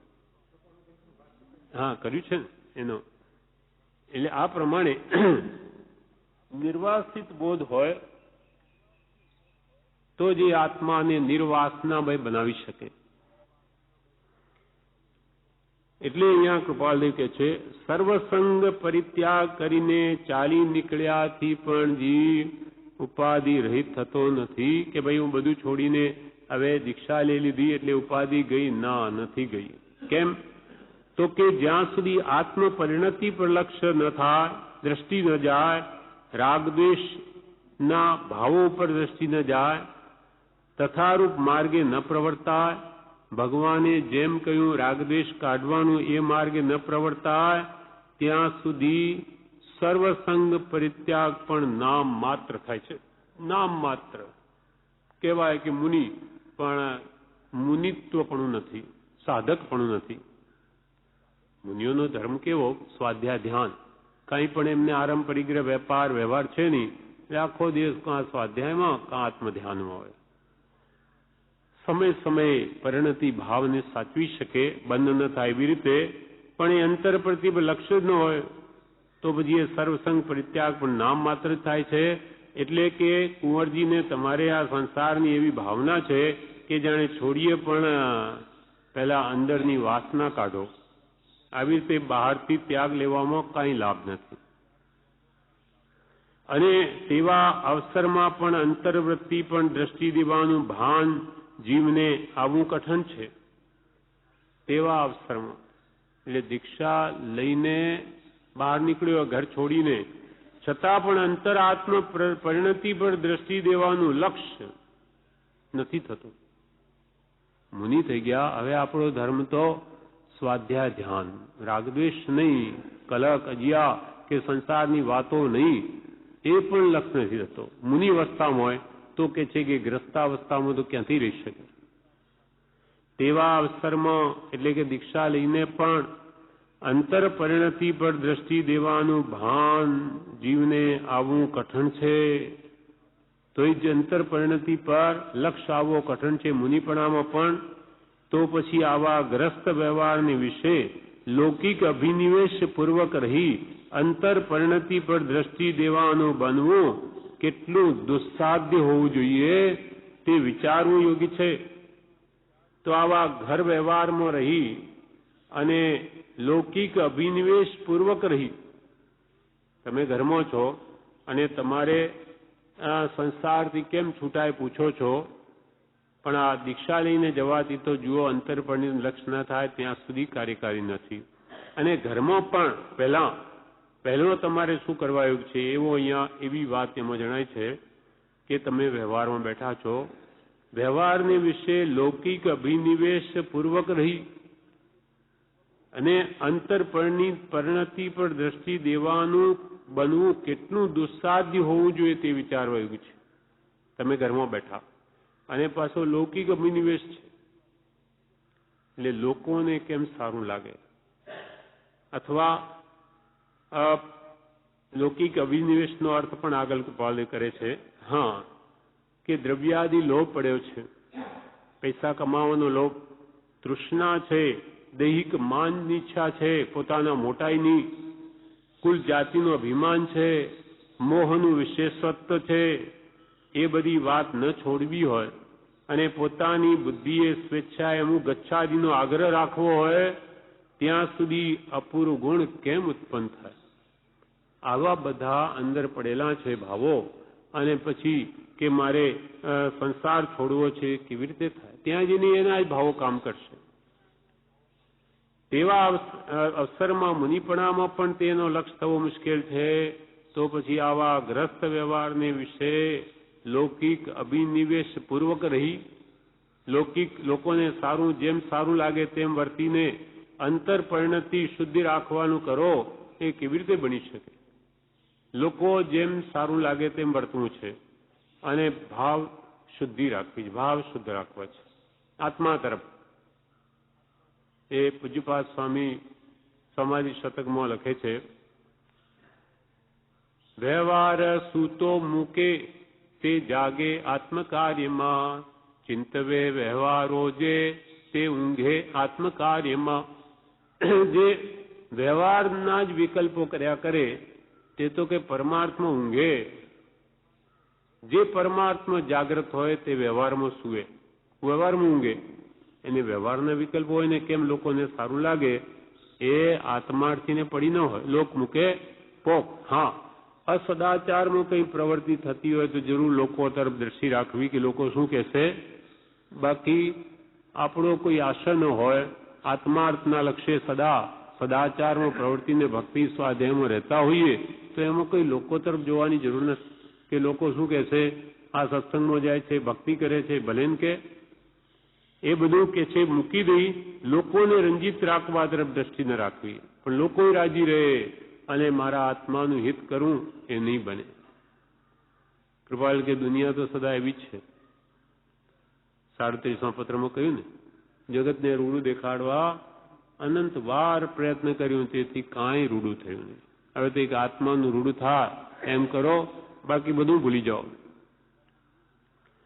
એમ વ્યવહારને વિશે લૌકિક અભિનિવેશ પૂર્વક રહી અંતર પરિણતિ પર દ્રષ્ટિ દેવાનું બનવું કેટલું દુસ્સાધ્ય હોવું જોઈએ એ વિચારવા યોગ્ય છે. વળી તેવા વ્યવહારમાં રહી જીવે અંતર પરિણતિ પર કેટલું બળ રાખવું જોઈએ એ પણ વિચારવા યોગ્ય છે અને અવશ્ય તેમ કરવા યોગ્ય છે. તમારે કે તમારી અંતર પરિણતિ પર લક્ષ્ય રાખવા માટે બળ રાખવું પડે ત્યાં વ્યવહારમાં, અને તે ખૂબ વિચારવા યોગ્ય છે. અને અવશ્ય વ્યવહારમાં રહીને પણ આ લૌકિક વિશેષતા દેખાડવાની બુદ્ધિ મંદ કરવા યોગ્ય છે, ઓછી કરવા યોગ્ય છે, ઘટાડવા યોગ્ય છે, અને તેમ અવશ્ય કરવા યોગ્ય છે. જો તમારે ખરો ત્યાગ જોઈતો હોય તો પહેલા જીવનમાંથી આ બધા દોષો કાઢો. વિવેચનમાં બ્રહ્મચારી કહે છે, બહારથી ગમે તેવું દેખાતું હોય પણ જેવા ભાવ હોય તેવું ફળ આવે છે. બધું છોડીને સાધુ થયો હોય પણ આત્મદ્રષ્ટિ થવી બહુ મુશ્કેલ છે. પોતાની પરિણતિ તપાસવી, પોતાના ભાવ તપાસીને સુધારે એવું તો મુનિ થયા હોય છતાં કોઈક જ કરે છે. પોતાની ભાવ સુધારવા એવું તો મુનિ થયા હોય તો એ કોઈક જ કરે છે. સાધુપણામાં પણ પોતાના દોષ જોઈ ટાળવા મુશ્કેલ છે, તો પછી ગ્રસ્ત અવસ્થામાં તો કેટલું મુશ્કેલ હોય. લોકો સાધુ કહે પણ સાધક અવસ્થા પર લક્ષ્ય રહેવો મુશ્કેલ છે. સગા વહાલા બધું છોડ્યું પણ મન જો બહાર ફરતું હોય તો વેશ કંઈ કર્મ અટકાવી શકે નહીં. ઘર બાર છોડીને આવી ગયા, વેશ પહેરી લીધો, પણ મન જો રાગ દ્વેષ કામ ક્રોધાદિ ભાવો જ કર્યા કરે તો એને કંઈ કર્મ અટકાવી શકે નહીં. પોતાના પરિણામ તપાસી દોષોને દૂર કરવા એ સાધુપણું છે. પોતાના ભાવ તપાસી દોષોને દૂર કરવા એ સાધુપણું છે. 677 અધૂરો છે. પત્રાંક 677 મુંબઈ ચૈત્ર સુદ એકમ રવિ 1952. વચ્ચે જ્યાંથી બાકી છે ત્યાંથી આગળ ચાલીએ. પરમ કૃપાળદેવ લખે છે કુંવરજી આણંદજી ઉપર કે વધારે શું લખીએ, જેટલી પોતાની શક્તિ હોય તે સર્વ શક્તિથી એક લક્ષ્ય રાખીને લૌકિક અભિનિવેશને સંક્ષેપ કરીને કંઈ પણ અપૂર્વ નિરાવરણપણું દેખાતું નથી. માટે સમજણનું માત્ર અભિમાન છે એમ જીવને સમજાવીને જે પ્રકારે જીવ જ્ઞાન દર્શન ચારિત્રને વિશે સતત જાગૃત થાય તે જ કર્મમાં વૃત્તિ જોડવી અને રાત્રિ દિવસ તે ચિંતામાં પ્રવર્તવું એ જ વિચારવાન જીવનું કર્તવ્ય છે. અને તેને માટે સત્સંગ સત્શાસ્ત્ર અને સરળતા આદિ નિજગુણો ઉપકારભૂત છે એમ વિચારીને તેનો આશ્રય કરવો યોગ્ય છે. એના આગળના પેરેગ્રાફમાં કૃપાલદેવે કહેલું કે સર્વસંગ પરિત્યાગ કરીને પણ જીવ નીકળે એટલે દીક્ષા લઈને ઘર છોડીને પણ નીકળે બહાર, છતાં પણ તે જીવ ઉપાધિ રહિત થતો નથી. કેમ? તો કે અંતર પરિણીતિ પર દ્રષ્ટિએ દેવામાં ના આવે. અંતરમાં રહેલા જે રાગ દ્વેષના વિકારિક ભાવો તે કાઢવા પર લક્ષ્ય આપવામાં ના આવે તો એ સર્વસંગ પરિત્યાગ પણ નામ માત્ર થાય છે, અર્થાત વ્યર્થ જાય છે. નજીવ પુણ્ય બાંધીને એકાદ ભવ દેવલોકનું સુખ પામી અને ફરી સંસારનો સંસાર જ રહે છે. એટલે મુખ્ય કાઢવાનું શું છે? રાગ દ્વેષ ને અજ્ઞાન. રાગ દ્વેષ અજ્ઞાન એ મુખ્ય કર્મની ગ્રંથ થાય નિવૃત્તિ જે હતી તે જ મોક્ષનો પંથ. મોક્ષનો માર્ગ કયો? તો કે કોઈ જીવ પ્રત્યે કિંચિત પણ રાગ અથવા કોઈ પ્રત્યે કિંચિત માત્ર દ્વેષ ન રહે, સર્વત્ર સમદશા વર્તે, એ જ કલ્યાણનો મુખ્ય નિશ્ચય છે. કૃપાલ કે કલ્યાણ કરવું હોય તો મુખ્ય નિશ્ચય આ કરો કે મારે આ ભવમાં કોઈ પ્રત્યે કિંચિત માત્ર રાગ નથી રાખવો અને કિંચિત માત્ર દ્વેષ પણ ન જોઈએ. કેમ કે રાગ દ્વેષ એ અજ્ઞાન એટલે મિથ્યાત્વને લઈને થાય છે અને એ જ સર્વ દુઃખનું મૂળ છે. માટે અંતર પરિણીતિ પર દ્રષ્ટિ થાય તો જ આ બધા બાહ્ય ત્યાગ આદિ અને ઉપકારભૂત થાય છે. હવે અહીંયા આગળ કે છે વધારે શું લખીએ? કૃપાલ કે વધારે તમને શું કહીએ? જેટલી પોતાની શક્તિ હોય તે સર્વ શક્તિથી એક લક્ષ્ય રાખીને, કોનો લક્ષ્ય?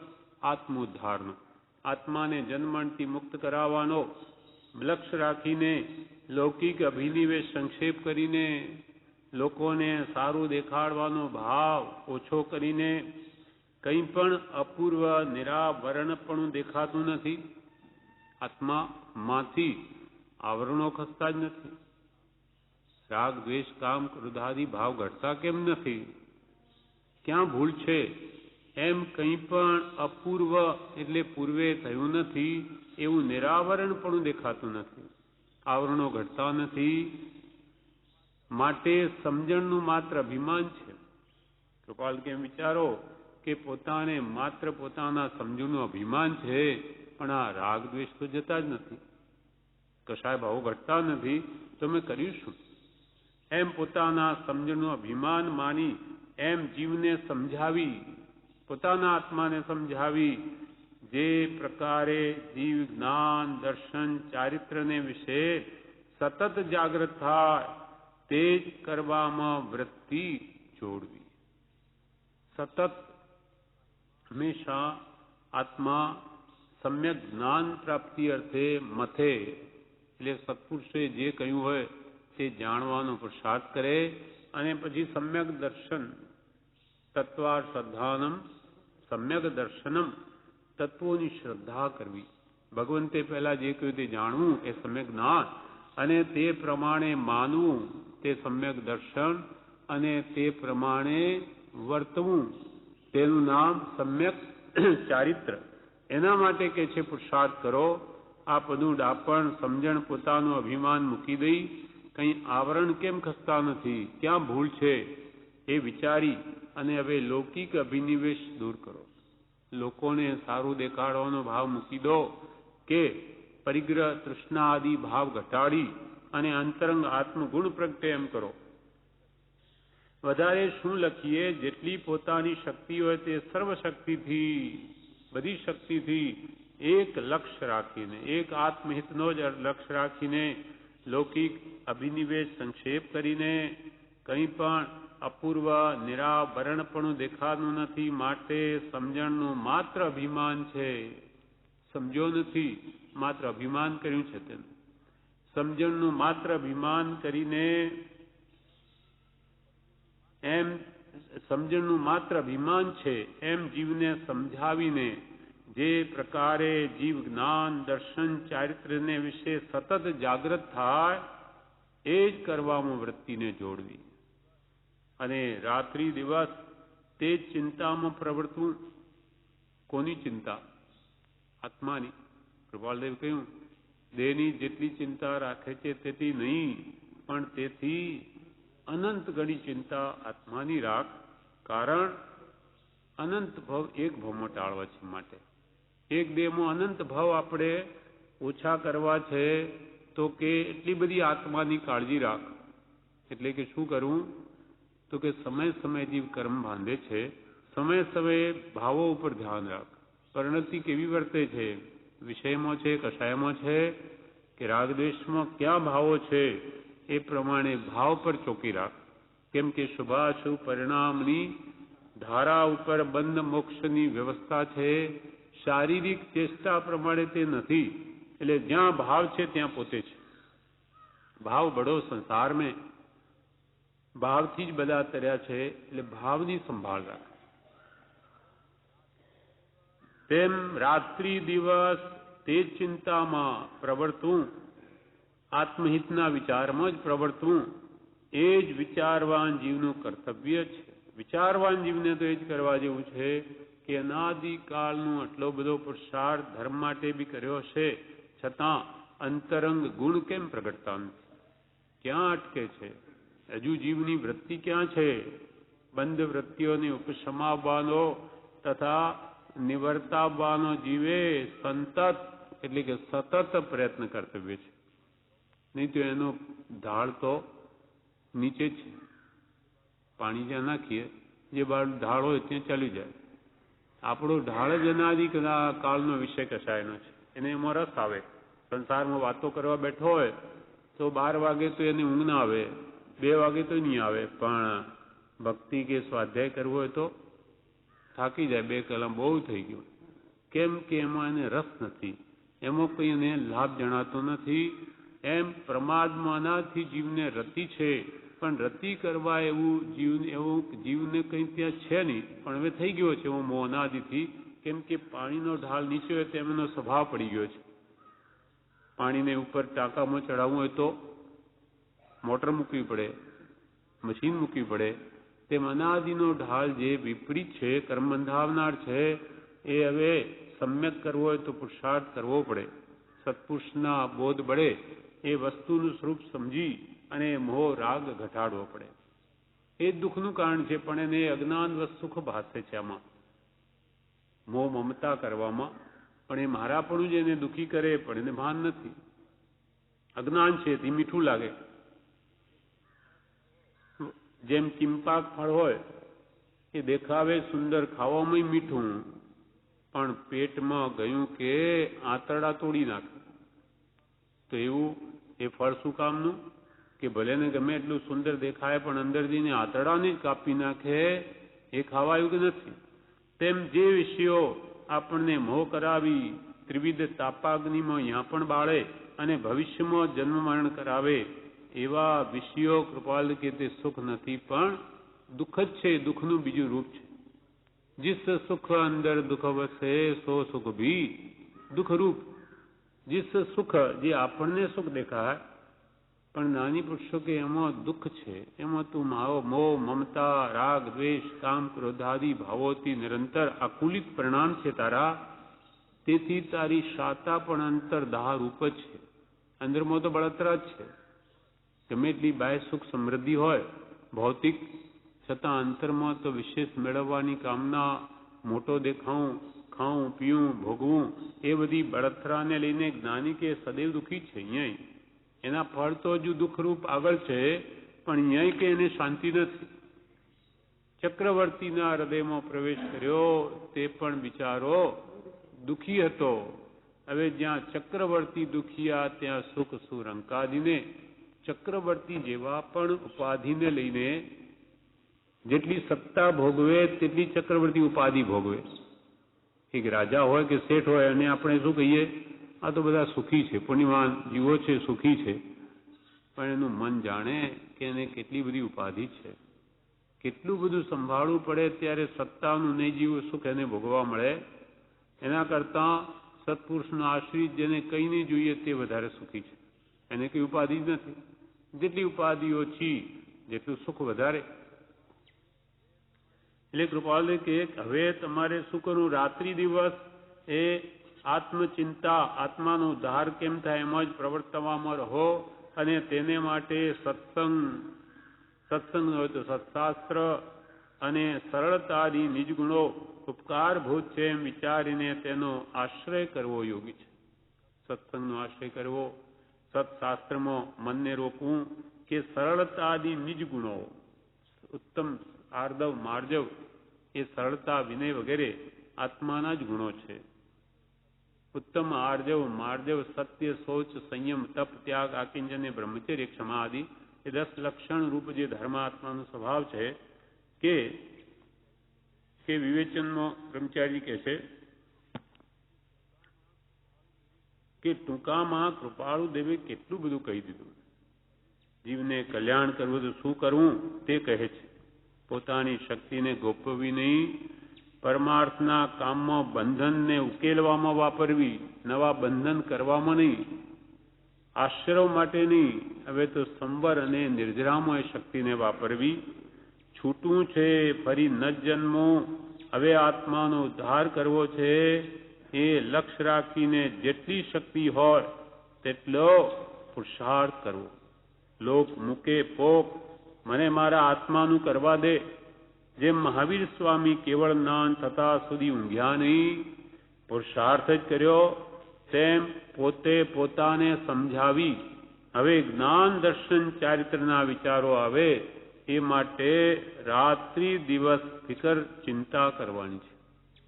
આત્માના વિચારો કરવાના છે કે મને બંધન કોઈ રીતે ન થાય એ બ્રહ્મચારી વિવેચનમાં કહે છે એ ધ્યાન રાખો.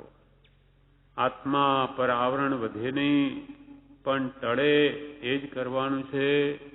એવું ક્યારે થાય? અંતર પરિણતિ પર વૃત્તિ થાય તો. અંદરના ભાવો શું કરે છે? અંદર મન ક્યાં છે? મોહ કરે છે કે વિષયોમાં છે કષાયમાં? ત્યાં ચોકી રાખીને એને રોકે તો જ કે છે કે એના બંધનો ટળે, નહીં તો બંધન થયા જ કરે છે સમય સમય. જ્ઞાની પુરુષ કહે છે તેમાં એક ઘડી વાર પણ જીવચિત્ત રાખતો નથી. ખરું કામ તો મનુષ્યમાં આત્માની નિર્મળતા કરવાનું છે. તે મૂકીને બીજા ડાપણ કરે છે. તે ડાપણ મૂકી હવે પોતાનું કરવું. સમય સમયે શું થાય છે ભાવોની તપાસ રાખવી. સમય સમયે જીવ કર્મ બાંધે માટે સમય સમયે ભાવોની તપાસ રાખવી. જો બંધન આત્માને થવા દેવું ન હોય તો રાત દિવસ જ્ઞાન દર્શન ચારિત્રમાં વૃત્તિ જાય એવું કરવું. રાત દિવસ સત્પુરુષના વચનમાં જ લક્ષ્ય રહે, ધ્યાન રાખવું. પણ એના માટે સત્સંગ જોઈએ. સત્સંગ ન હોય તો સત્શાસ્ત્ર જોઈએ. સરળતા, જ્ઞાની પ્રત્યે બહુમાન પણ જોઈએ. અપૂર્વતા હોય જ્ઞાની પ્રત્યે તો શાસ્ત્ર એને પરિણામ પામે. કેમ કે શાસ્ત્રા પુરુષના વચનો તે શાસ્ત્ર છે. જ્ઞાની પુરુષો જે કહ્યું, પણ જ્ઞાની પુરુષ શાસ્ત્ર લખનાર પ્રત્યે, કહેનાર પ્રત્યે આપણને બહુમાન હોય કૃપાલદેવ જેવા, તો એનો ભાવ આપણા હૃદયમાં પરિણામ પામે. એટલે કે છે કે જ્ઞાની પ્રત્યે બહુમાનપણું હોય, અપૂર્વપણું લાગે તો શાસ્ત્ર એને પરિણામ પામે. પોતાના દોષ ન જુએ ત્યાં સુધી જીવ ઠગાય છે. બીજાના દોષો જોયા કરે અને આ પોતે દોષનો મંડાર છે. રોજે બોલે કે હું તો દોષ અનંતનું બોલે, ખાલી જુએ નહીં એકે દોષ. એ દોષો કેવી રીતે નીકળે? જ્ઞાની પુરુષોએ આમ ખાલી બોલવા માટે નથી કહ્યું, પણ એમાં શું કહેવું છે લક્ષ્ય લ્યો અને કે એ દોષોને શોધો અને કાઢો તો આત્મશુદ્ધિ થાય. કપડા ઉપર મેલ હોય, મેલને જોયા કરે, મેલ કાઢવો છે, કાઢવો કાઢે જ નહીં કોઈ દિવસ, તો એ કપડું કેવી રીતે શુદ્ધ થાય? એમ સરળતા હોય નહીં અને શાસ્ત્ર વાંચે તો લોકો કહે અહો આ તો આખો દિવસ વાંચવા જ કરે છે, તેથી માનમાં ચડી જાય. સરળ ભાવ ન હોય, પ્રજ્ઞા સહિત સરળતા જોઈએ. જો લોકો કહે આ તો આખો દિવસ વાંચવા જ કરે, માનમાં ચડી જાય. જ્ઞાની પુરુષ કહે છે તેવી સરળતા હોય, દંભ વગેરે ન હોય તો ઠેઠ સુધી પહોંચે. ઇન્દ્રિયોનો જય હોય તો સત્શાસ્ત્ર પરિણમે. ઇન્દ્રિય જય પૂર્વક સત્શાસ્ત્ર વાંચવું જોઈએ. સત્શાસ્ત્ર વાંચે, આમ સત્સંગ કરે, વૈરાગ્ય હોય અને સત્શાસ્ત્ર વાંચે તો મોક્ષનો પુરુષાર્થ થાય. સત્સંગથી જીવને દ્રઢતા થાય છે. હવે આગળ કે છે કૃપાલદેવ પત્રમાં, જ્યાં સુધી લૌકિક અભિનિવેશ એટલે દ્રવ્યાદિ લોભ, તૃષ્ણા, દૈહિક માન, કુલ જાતિ આદિ સંબંધી મોહ કે વિશેષત્વ માનવું હોય, લૌકિક અભિનિવેશનો અર્થ કરે છે કૃપાલદેવ.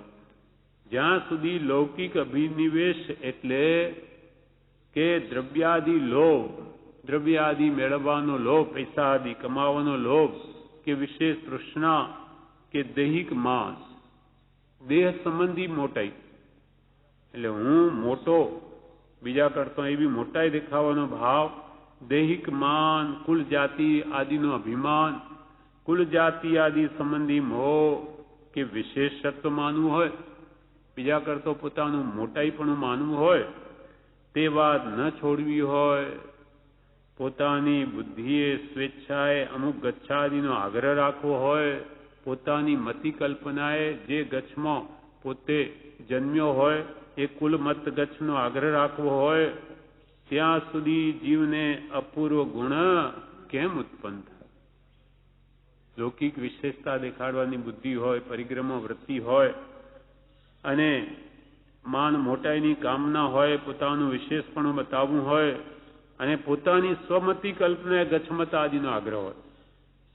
અમે માનીએ સત તો સંકિત નહીં થાય. આત્મસ્થિતિમાં કૃપાલદેવે કહ્યું, સ્વચ્છંદ મત આગ્રહ તજી વર્તે સદગુરુ લક્ષ્ય. તો સંકિત તેને ભાગ્યું કારણ ગણી પ્રત્યક્ષ પોતાનો સ્વચ્છંદ મૂકી દઈ અને મતનો આગ્રહ મૂકી દઈ મધ્યસ્થ બની જઈ સ્વચ્છંદ મત આગ્રહ તજી વર્તે સદગુરુ લક્ષ્ય.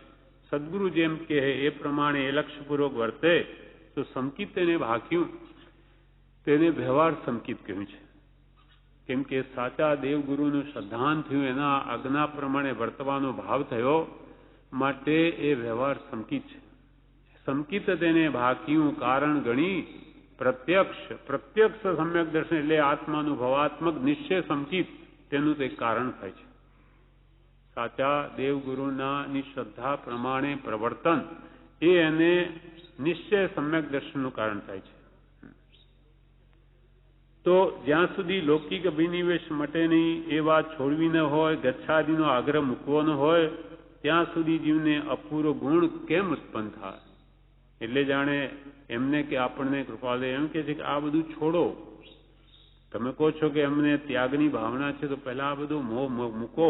લોકોને સારું દેખાડવાનો કે આરંભ પરિગ્રહ ઘટાડો, દૈહિક માન ઘટાડો, કુલ જાતિની વિશેષતા બતાવવાનું મૂકી દો અને પોતાની બુદ્ધિ ગચ્છમતનો આગ્રહ રાખવો નહીં, તો અપૂર્વ ગુણ પ્રાપ્ત થશે. અને પછી ત્યાગની ભાવના તો આગળ છે. સંસાર ત્યાગ તેને દીક્ષાની તો વાત પછી છે. તેનો વિચાર સુગમ છે. વિચાર તો એ વાત કે સમજાવી છે.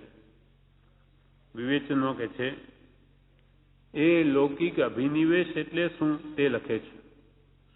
એનું ચિત્ત લોકો જેને છે તેમાં ચોંટે તો પોતાનો વિચાર ક્યાંથી આવે? વિવેચનમાં બ્રહ્મચારી કહે છે કે લોકો સારું શું કે લોક સંજ્ઞા જેની જિંદગીનો ધ્રુવ કાંટો છે કે આપણે ગમે તે કરીએ પણ લોકોને સારું લાગવું જોઈએ. લોકો કે ભાઈ બહુ સારું કર્યું તમે તો આનંદ થાય, નહીં તો આ પૈસા ખર્ચે આ બધું કરીએ એનો શું અર્થ? એમ લોકોને જો સારું દેખાડવાનો ભાવ હોય તો કૃપાળદેવ કે છે એને પોતાનો વિચાર જ ના આવે. આત્માનો વિચાર જ ઉગે નહીં, કેમ કે એની દ્રષ્ટિ લોકોને રાજી કરવાની છે, જ્ઞાનીને નહીં. એ લૌકિક અભિનિવેશ એટલે શું તે લખે છે કે જેનું ચિત્ત લોકો જેની છે તેમાં ચોંટે તો પોતાનો વિચાર તેને ક્યાંથી આવે? મન જો બીજામાં રોકાય તો પુરુષાર્થ કરવાનું ક્યાંથી બને? મન જો બહાર વિભાવમાં બહિરાત્મપણું હોય તો એને અંતરાત્માનો વિચાર જ ક્યાંથી આવે? પોતાનું વિશેષત્વ એટલે બીજાથી હું ઊંચો છું એમ માનવું એ વાત ન છોડે તો ગુણ કેમ પ્રગટે? પોતાનું વિશેષત્વ એટલે હું બધા કરતો વિશેષ છું, બીજાથી ઊંચો છું એમ જ્યાં સુધી હૃદયમાં ભાવ હોય ત્યાં સુધી કે છે કૃપાળે ગુણ કેમ પ્રગટે? આત્માનું ગુણ જ પ્રગટ નહીં. લઘુતા માં પ્રભુતા વસે, પ્રભુતાથી પ્રભુ દૂર. લઘુતા આવે તેમાં પ્રભુતા આવે. એટલે જે સૌથી નાનો થઈને રહે, વિનયવાન બને, અભિમાન મૂકે તેમાં ગુણ પ્રગટે. કૃષ્ણ કે અમારું નામ લઘુ રાખ્યું તે બહુ સારું થયું, અમે તો સૌથી છેલ્લે જઈને બેઠા છીએ, અમે તો બધાના દાસ છીએ, અમે મુમુક્ષુ પુરુષોના તો વિશેષ કરીને દાસ છીએ. કૃપાલદેવ પોતે કહે છે. હા, ધર્મી જીવોના તો કૃપાલદેવ કે અમે વિશેષ કરીને દાસ છીએ.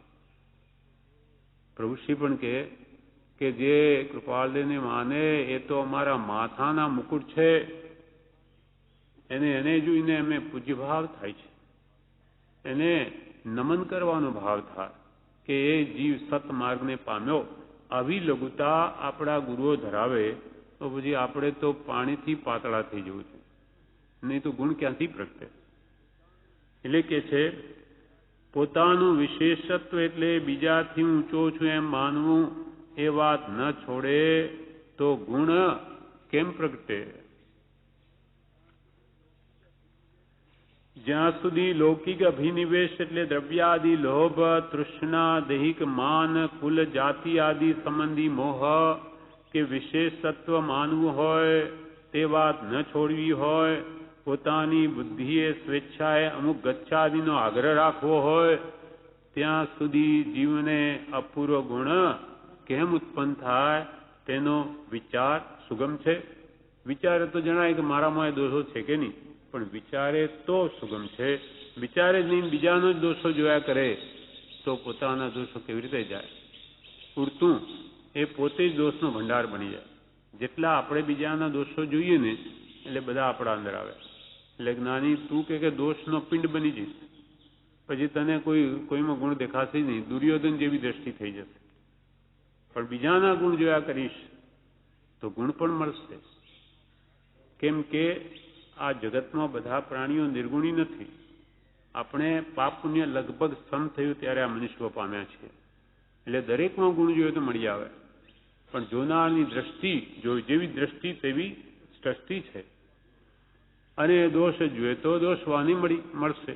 કેમ કે સંપૂર્ણ ગુણવાન હોય તો ત્યાં હોય નહીં, એ ઉપર હોય મુક્તિ પહોંચી જાય, અથવા સંપૂર્ણ દોષવાન હોય તો નરકમાં હોય. તો આપણે તો મધ્યસ્થિતિ છે, જેવી દ્રષ્ટિ તેવી સૃષ્ટિ, તેવા વ્યક્તિઓ બધા જ મળી આવે, પણ જોવાની દ્રષ્ટિ જોઈએ. પછી છેલ્લા પેરેગ્રાફમાં કૃપાલ લખે છે વધારે લખી શકાય એવો ઉદય હાલ અત્રે નથી, તેમ વધારે લખવું કે કહેવું તે પણ કોઈક પ્રસંગમાં થવા દેવું યોગી છે. એમ છે તમારી વિશેષ જિજ્ઞાસાથી પ્રારબ્ધોદય વેદતા જે કંઈ લખી શકાત તે કરતાં કંઈક ઉદીરણા કરીને વિશેષ લખ્યું છે એ જ વિનંતી.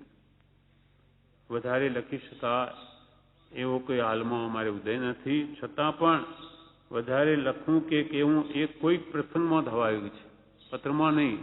તમારે આ લખ્યું હોય એના ઉપરથી તમારી આ સર્વસંગ પરિત્યાગ થવાની ભાવના તો આગળ છે, પણ આ લૌકિક વિશેષતા કેટલી ઘટાડી વગેરે જેટલી તમારી યોગ્યતા હશે તો રૂબરૂ ક્યારે મળીશું ત્યારે એ પ્રસંગમાં વિશેષ વાત થશે. વધારે લખી શકાય એવો ઉદય હાલ નથી. વધારે લખવું કે કહેવું તે પણ કોઈક પ્રસંગમાં થવા દેવું યોગી છે. એમ છે તમારી વિશેષ જિજ્ઞાસાથી પ્રારબ્ધોદય વેદતા જે કંઈ લખી શકા તે કરતાં કંઈક ઉદીરણા કરીને વિશેષ લખ્યું છે.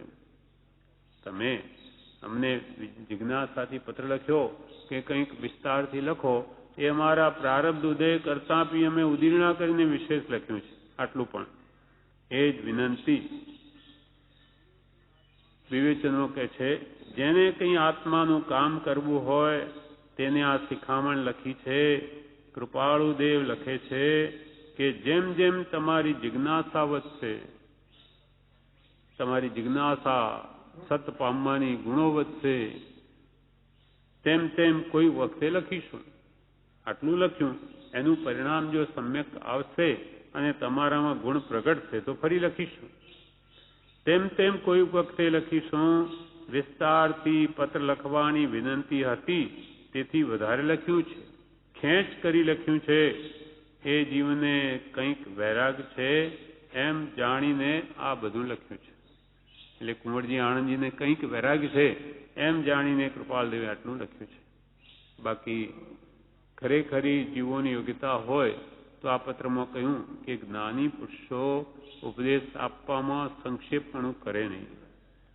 યોગ્યતા હોય તો, જિજ્ઞાસા સાચી હોય તો, નહીં તો બોલે જ નહીં. અથવા એમના વિપરીત અર્થ કરતો હોય કોઈ કે ત્યાગની વાત કરે પોતે કેમ લેતા નથી તો પણ મૌન રહે, કેમ કે એવો ઉદય છે.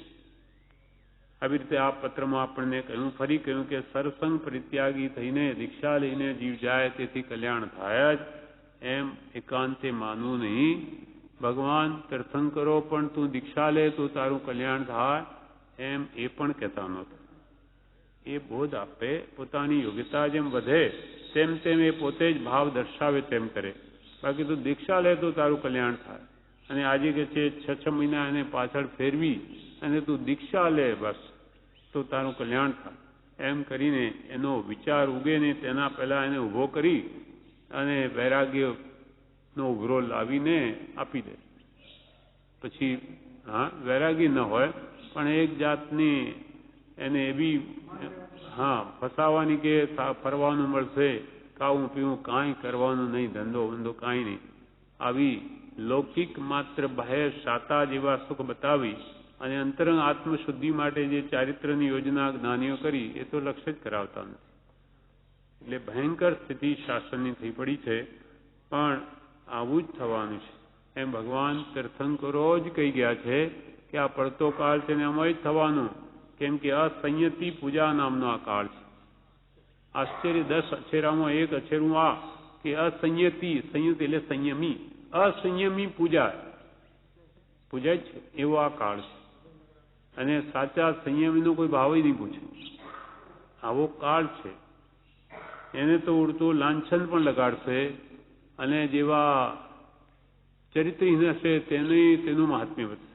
એવો આ ભયંકર કાળ છે. કલયુગ પણ કેવો ઊંડા અવસરપણી જે અનંત કાળે કોઈક વાર આવે તે આ કાળ છે જેમાં આપણે બેઠા છીએ. કે જે કાળનું વર્ણન સાંભળીને ભગવાન ઋષભદેવના શિષ્યો તો દીક્ષા લઈ લીધી કે આવો ભયંકર કાળ આવશે, એમાં અમે જન્મ્યા તો અમારું શું થશે. એ જ કાળમાં આપણા મહાભાગ્યે આવું સ્થાન ક્યાં છે કે જ્યાં જઈને રહીએ, એવા સંતો ક્યાં છે કે દશામાં બેસીને તેનું પોષણ પામીએ. ત્યારે હવે કેમ કરવું? કૃપાલ કે તો આ પ્રભુશ્રી આ બધું તૈયાર કરી આપે. એટલે પણ આ મહાપુણ્ય છે તો મળી ગયું એટલે સામાન્યપણું થઈ ગયું છે. બાકી આ કાળમાં આવું હોય નહીં. ચોથા કાળમાં દુર્લભ છે સત્સંગ તો આ કાળમાં રોજ 10 કલાકની ભક્તિ ક્યાં છે વિશ્વમાં? ક્યાં પણ જાઓ, ક્યાંય નથી. એટલે આપણે આપણું હિત સમજી અને પૂરેપૂરો એનો હવે લાભ લઈ લેવો જોઈએ. આ પ્રમાણે પત્રાંક 677 પૂરો થયો. હવે પત્રાંક 678. મુંબઈ ચૈત્ર સુદ બીજ સોમ 1952. 3 લીટીનો જ પત્ર છે. હા, 3.5 લીટી જેવું. સૌભાગભાઈ ઉપર છે. એમાં કૃપાલદેવ કહે છે, ઓમ જેમાં ક્ષણવારમાં હર્ષ અને ક્ષણવારમાં શોક થઈ આવે એવા આ વ્યવહારમાં જે જ્ઞાની પુરુષો સમદશાથી વર્તે છે તેને અત્યંત ભક્તિથી ધન્ય કહીએ છીએ. અને સર્વ મુમુક્ષુ જીવને એ જ દશા ઉપાસવા યોગી છે એમ નિશ્ચય દેખીને પરિણતિ કરવી ઘટે છે. એ જ વિનંતી શ્રી ડુંગર આદિ મુમુક્ષુને નમસ્કાર. ઓમ, પહેલા ઓમ લખ્યું એટલે વિવેચનો બ્રહ્મચારી કહે છે, ઓમ શાને કહેતા હશે? પાંચે પરમેશ્વરીનું ટૂંકું રૂપ તે ઓમ છે. બધાયનો સાર સહજાત્મ સ્વરૂપ છે. આત્માને સંભાળી બધું લખે છે. કૃપાળદેવ પહેલા ઓમ લખ્યું એટલે કે આત્માને સંભાળ્યો. ઓમ એક અક્ષરીયો મંત્ર, પંચ પરમેશ્વરીનું સંક્ષિપ્ત સ્વરૂપ. 68 અક્ષરી મંત્ર જેમ નવકાર છે તેમાં આ તો એક અક્ષરનો મંત્ર બધા જ આસ્તિક ધર્મવાળાઓને માન્ય છે. અને આપણે આમાં જૈનમાં કેમ ઓમનું મહાત્મ્ય? તો કે પંચ પરમેશ્વરીનો પહેલો અક્ષર લો તો ઓમ થાય છે. અરિહંત અ, પછી બીજા સિદ્ધ ભગવાન, તો સિદ્ધ એટલે અશરીરી, જેને શરીર નથી એટલે અશરીર એટલે એનો પણ અ. પછી આચાર્ય ભગવંતનો આ, ઉપાધ્યાયનો ઉ અને મુનિનો મ. એમ અવત્તા અવત્તા આ વત્તા ઉ વત્તા મુ ઓમ શબ્દ બને. આ પાંચે અક્ષરોની સંધિ ભેગી કરીએ કે ઓમ શબ્દ બને છે. એટલે પંચ પરમેશ્વરીનું ટૂંકું સ્વરૂપ ઓમ છે અને બધાનો સાર સહજાત્મ સ્વરૂપ છે. આ પંચ પરમેશ્વરીઓ શા માટે પૂજ્ય છે? તો કે પાંચેય પરમેશ્વરી સહજ આત્મ સ્વરૂપને પામેલા છે.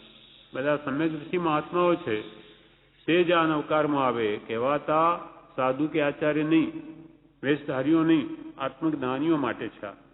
તો એ બધા સહજાત્મ સ્વરૂપને પામેલા છે.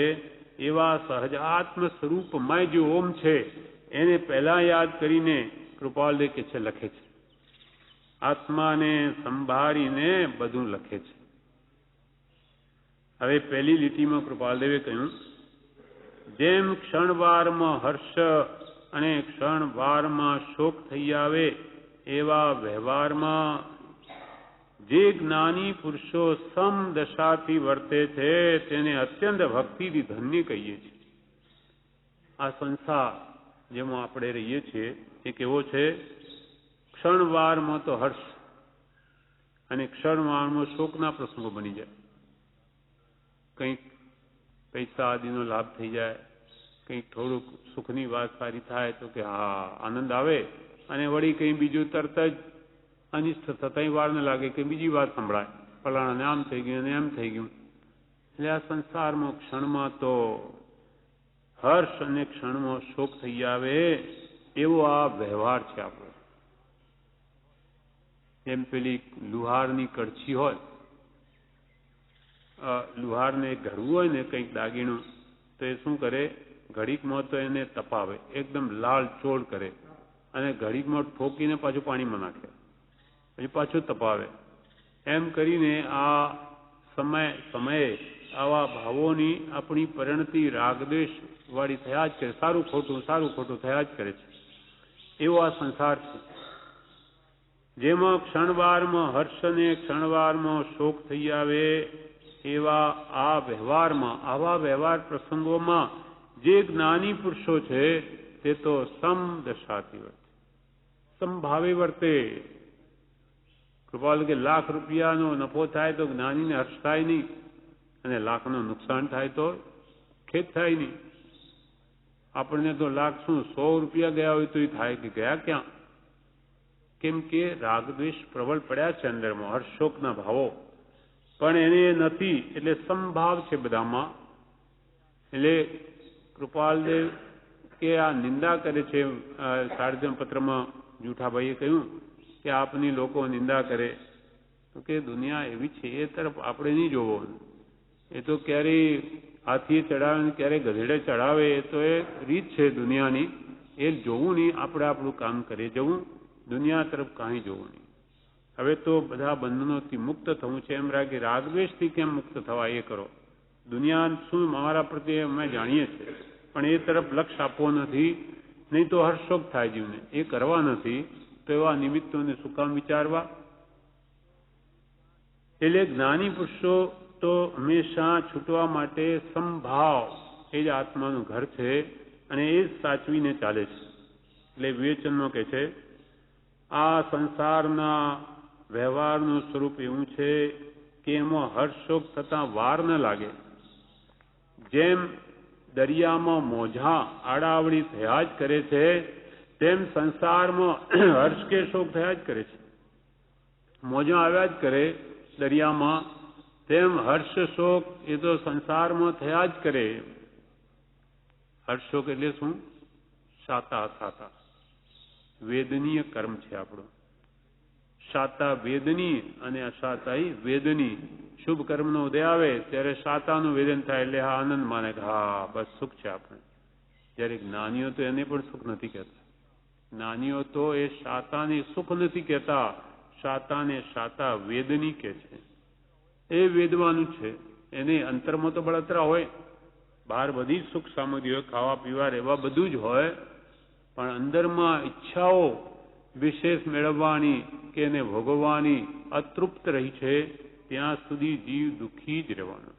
ઈચ્છાઓ જ્યાં સુધી નહીં મટે ત્યાં સુધી બાહ્ય સામગ્રી હોય કે નહીં હોય એ દુઃખી જ રહેવાનો.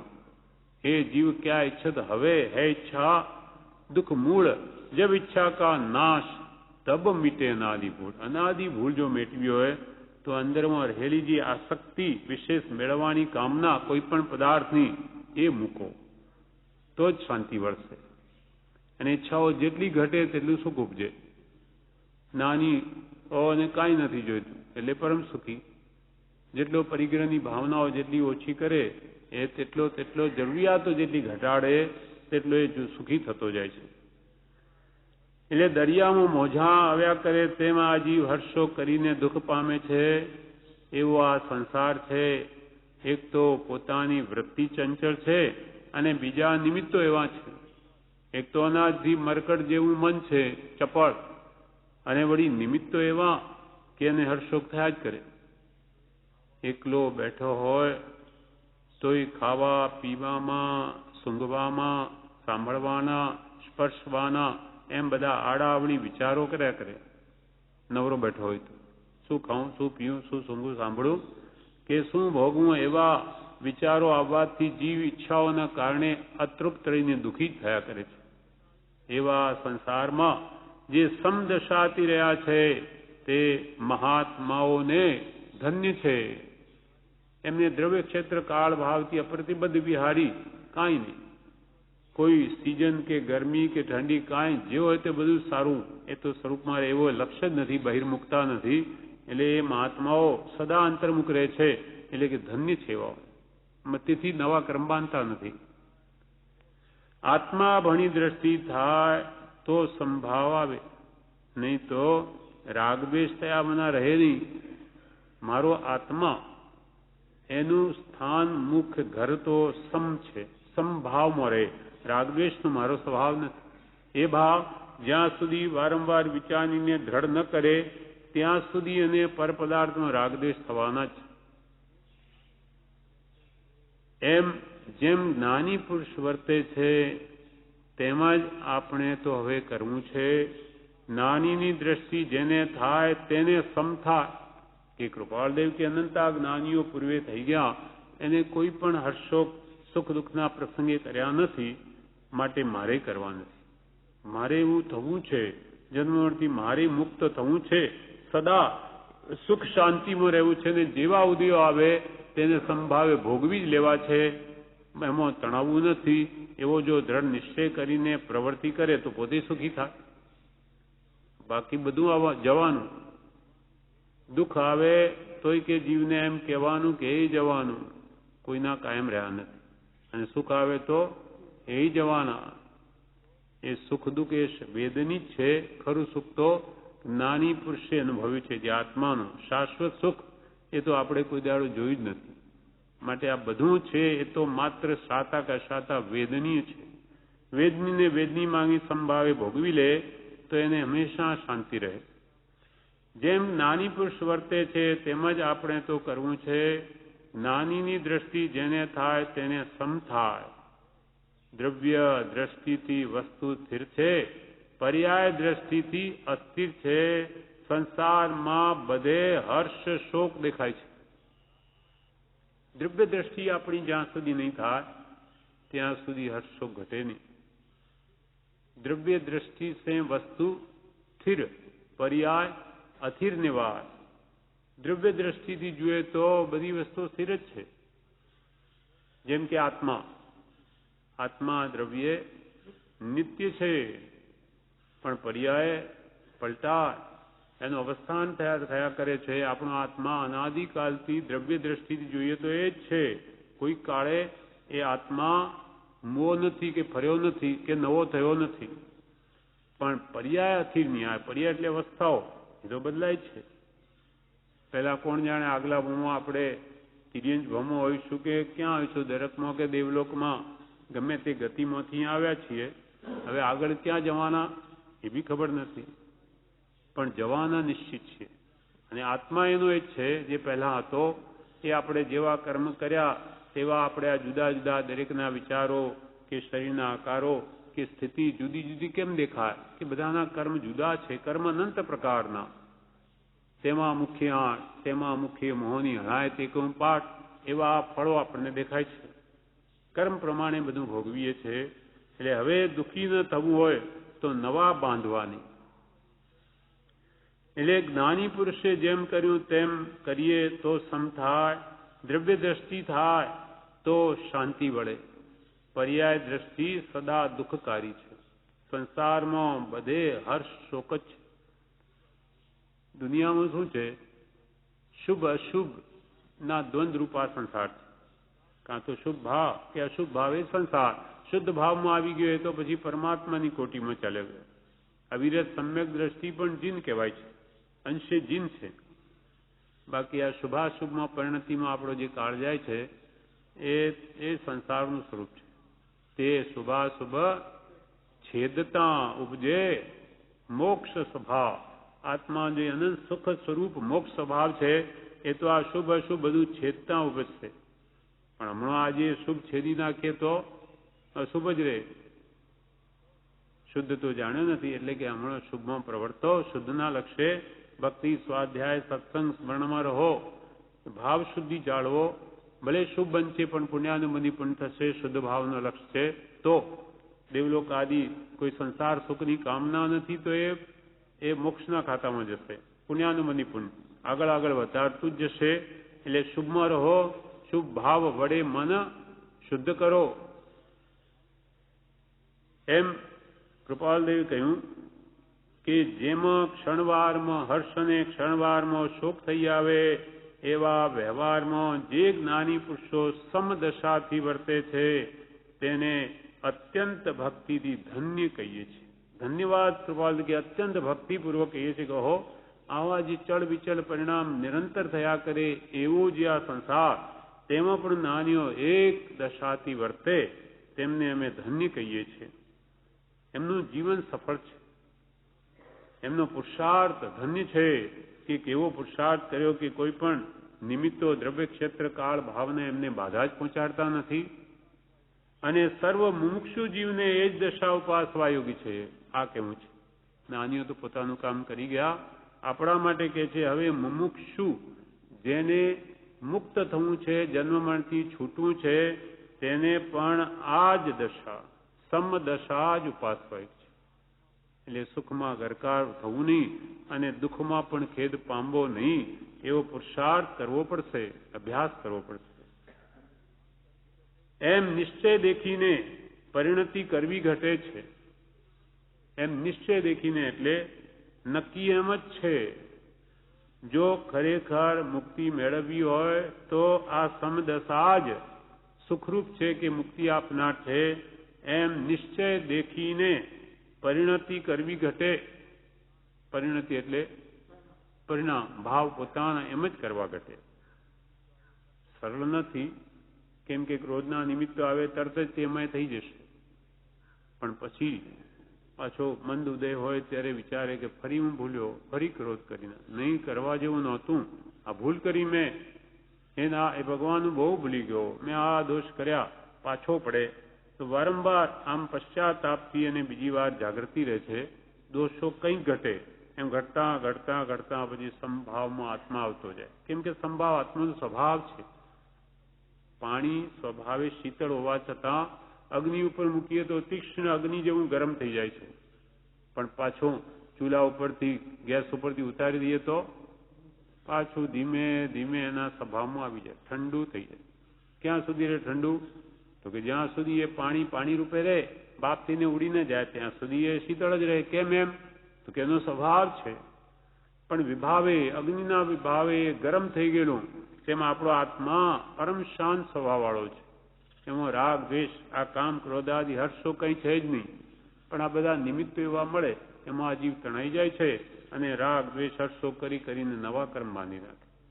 પણ મારો એ સ્વભાવ નથી, મારે હવે નવા કર્મ બાંધવા નથી કોઈ પ્રત્યે, એમ વિચારીને સર્વમુક્ષુ જીવને પણ એ જ દશા ઉપાસવા યોગી છે એમ નિશ્ચય દેખીને, એટલે કે નક્કી એમ જ છે એમ જાણીને પરિણતિ એટલે તે પ્રકારના સંભાવવાળા ભાવ કરવા ઘટે છે. એ જ વિનંતી આજ તમારા બધાને અમારી વિનંતી છે. કેમ કે એ વગર તમારું કે અમારું કોઈનું કલ્યાણ નથી. વિષમ ભાવ, સમભાવ વિના ને અવિષમ ભાવ વિના અમને પણ અબંધપણા માટે બીજો કોઈ અધિકાર નથી કે અમે જ્ઞાની થઈ ગયા એટલે અમે ગમે તેમ વર્તીએ. નહીં, તો ચાલે નહીં, અમને પણ કર્મબંધ થાય. બધા આત્મા જે સમભાવમાં આવી અવિષમ પરિણતિ રાખે તે છૂટી જશે, રાગદ્વેષ રહિત થશે તે, અને એ રાગદ્વેષને નહીં છોડે તો ભલે ને ત્યાગી થઈને જંગલમાં જાય તો એની મુક્તિ નહીં થાય. અને રાગદ્વેષ જેના ગયા તે ગમે તે સ્થાને, ગમે તે દેશે કે ગમે તે વેશે એનું કલ્યાણ નિશ્ચિત છે. કૃપાલદેવે 727 પેજ ઉપર ઉપદેશ થાયમાં કહ્યું છે, આત્મામાં રાગ દ્વેષ ગયે જ્ઞાન પ્રગટે, ગમે ત્યાં બેઠા ને ગમે તે સ્થિતિમાં તેનો મોક્ષ થાય. પણ રાગ દ્વેષ જાય તો, આ 13 મણનો તત્વો છે, જાય તો મુક્તિ થાય. પછી ગમે ત્યાં બેઠો હોય, અહીંયા હોય કે બીજા દેશમાં હોય કે ગમે તે વેશમાં હોય, સ્ત્રી પર્યાયમાં હોય કે પુરુષ પર્યાયમાં હોય, ઋષિ કે મોક્ષ તો પ્રભુ આત્માનો થાય છે, સ્ત્રીનો નહીં ને પુરુષનો નહીં. અથવા ગમે તે ગરીબ હોય કે ધનવાન હોય, ગમે તે જાતિ વેશનો ભેદ નહીં. કયો માર્ગ જો હોય સાધે તે મુક્તિ લે, જે રાગ દ્વેષને કાઢે સાધે તે મુક્તિને પામે, એમાં ભેદ ન કોઈ. તેમ અહીંયા આપણને કહ્યું, આ પત્ર પૂરો થયો કે આવા ક્ષણવારમાં રાગદ્વેષ ન થાય એ સાચવો, અને જ્ઞાનીની દશા પ્રમાણે આપણી દશા કરે જ આપણી મુક્તિ થશે, બીજો કોઈ ઉપાય નથી. જ્ઞાનીની દશાનો વિચાર કરવો છે, ક્રમે ક્રમે જ્ઞાનીની દશામાં પહોંચવું છે, એ લક્ષ્ય રાખવાનું છે. જ્ઞાની પુરુષો રાગદ્વેષમાં જતા નથી, જ્ઞાની પુરુષો કશાય ભાવો કરતા નથી. માટે ધીમે ધીમે આપણે પણ એક જ્ઞાની પુરુષની દશામાં પહોંચવું છે એમ રાખવું. મુમુક્ષુએ શું કરવા જેવું છે તે કૃપાળુ દેવે પત્રોમાં કહ્યું છે.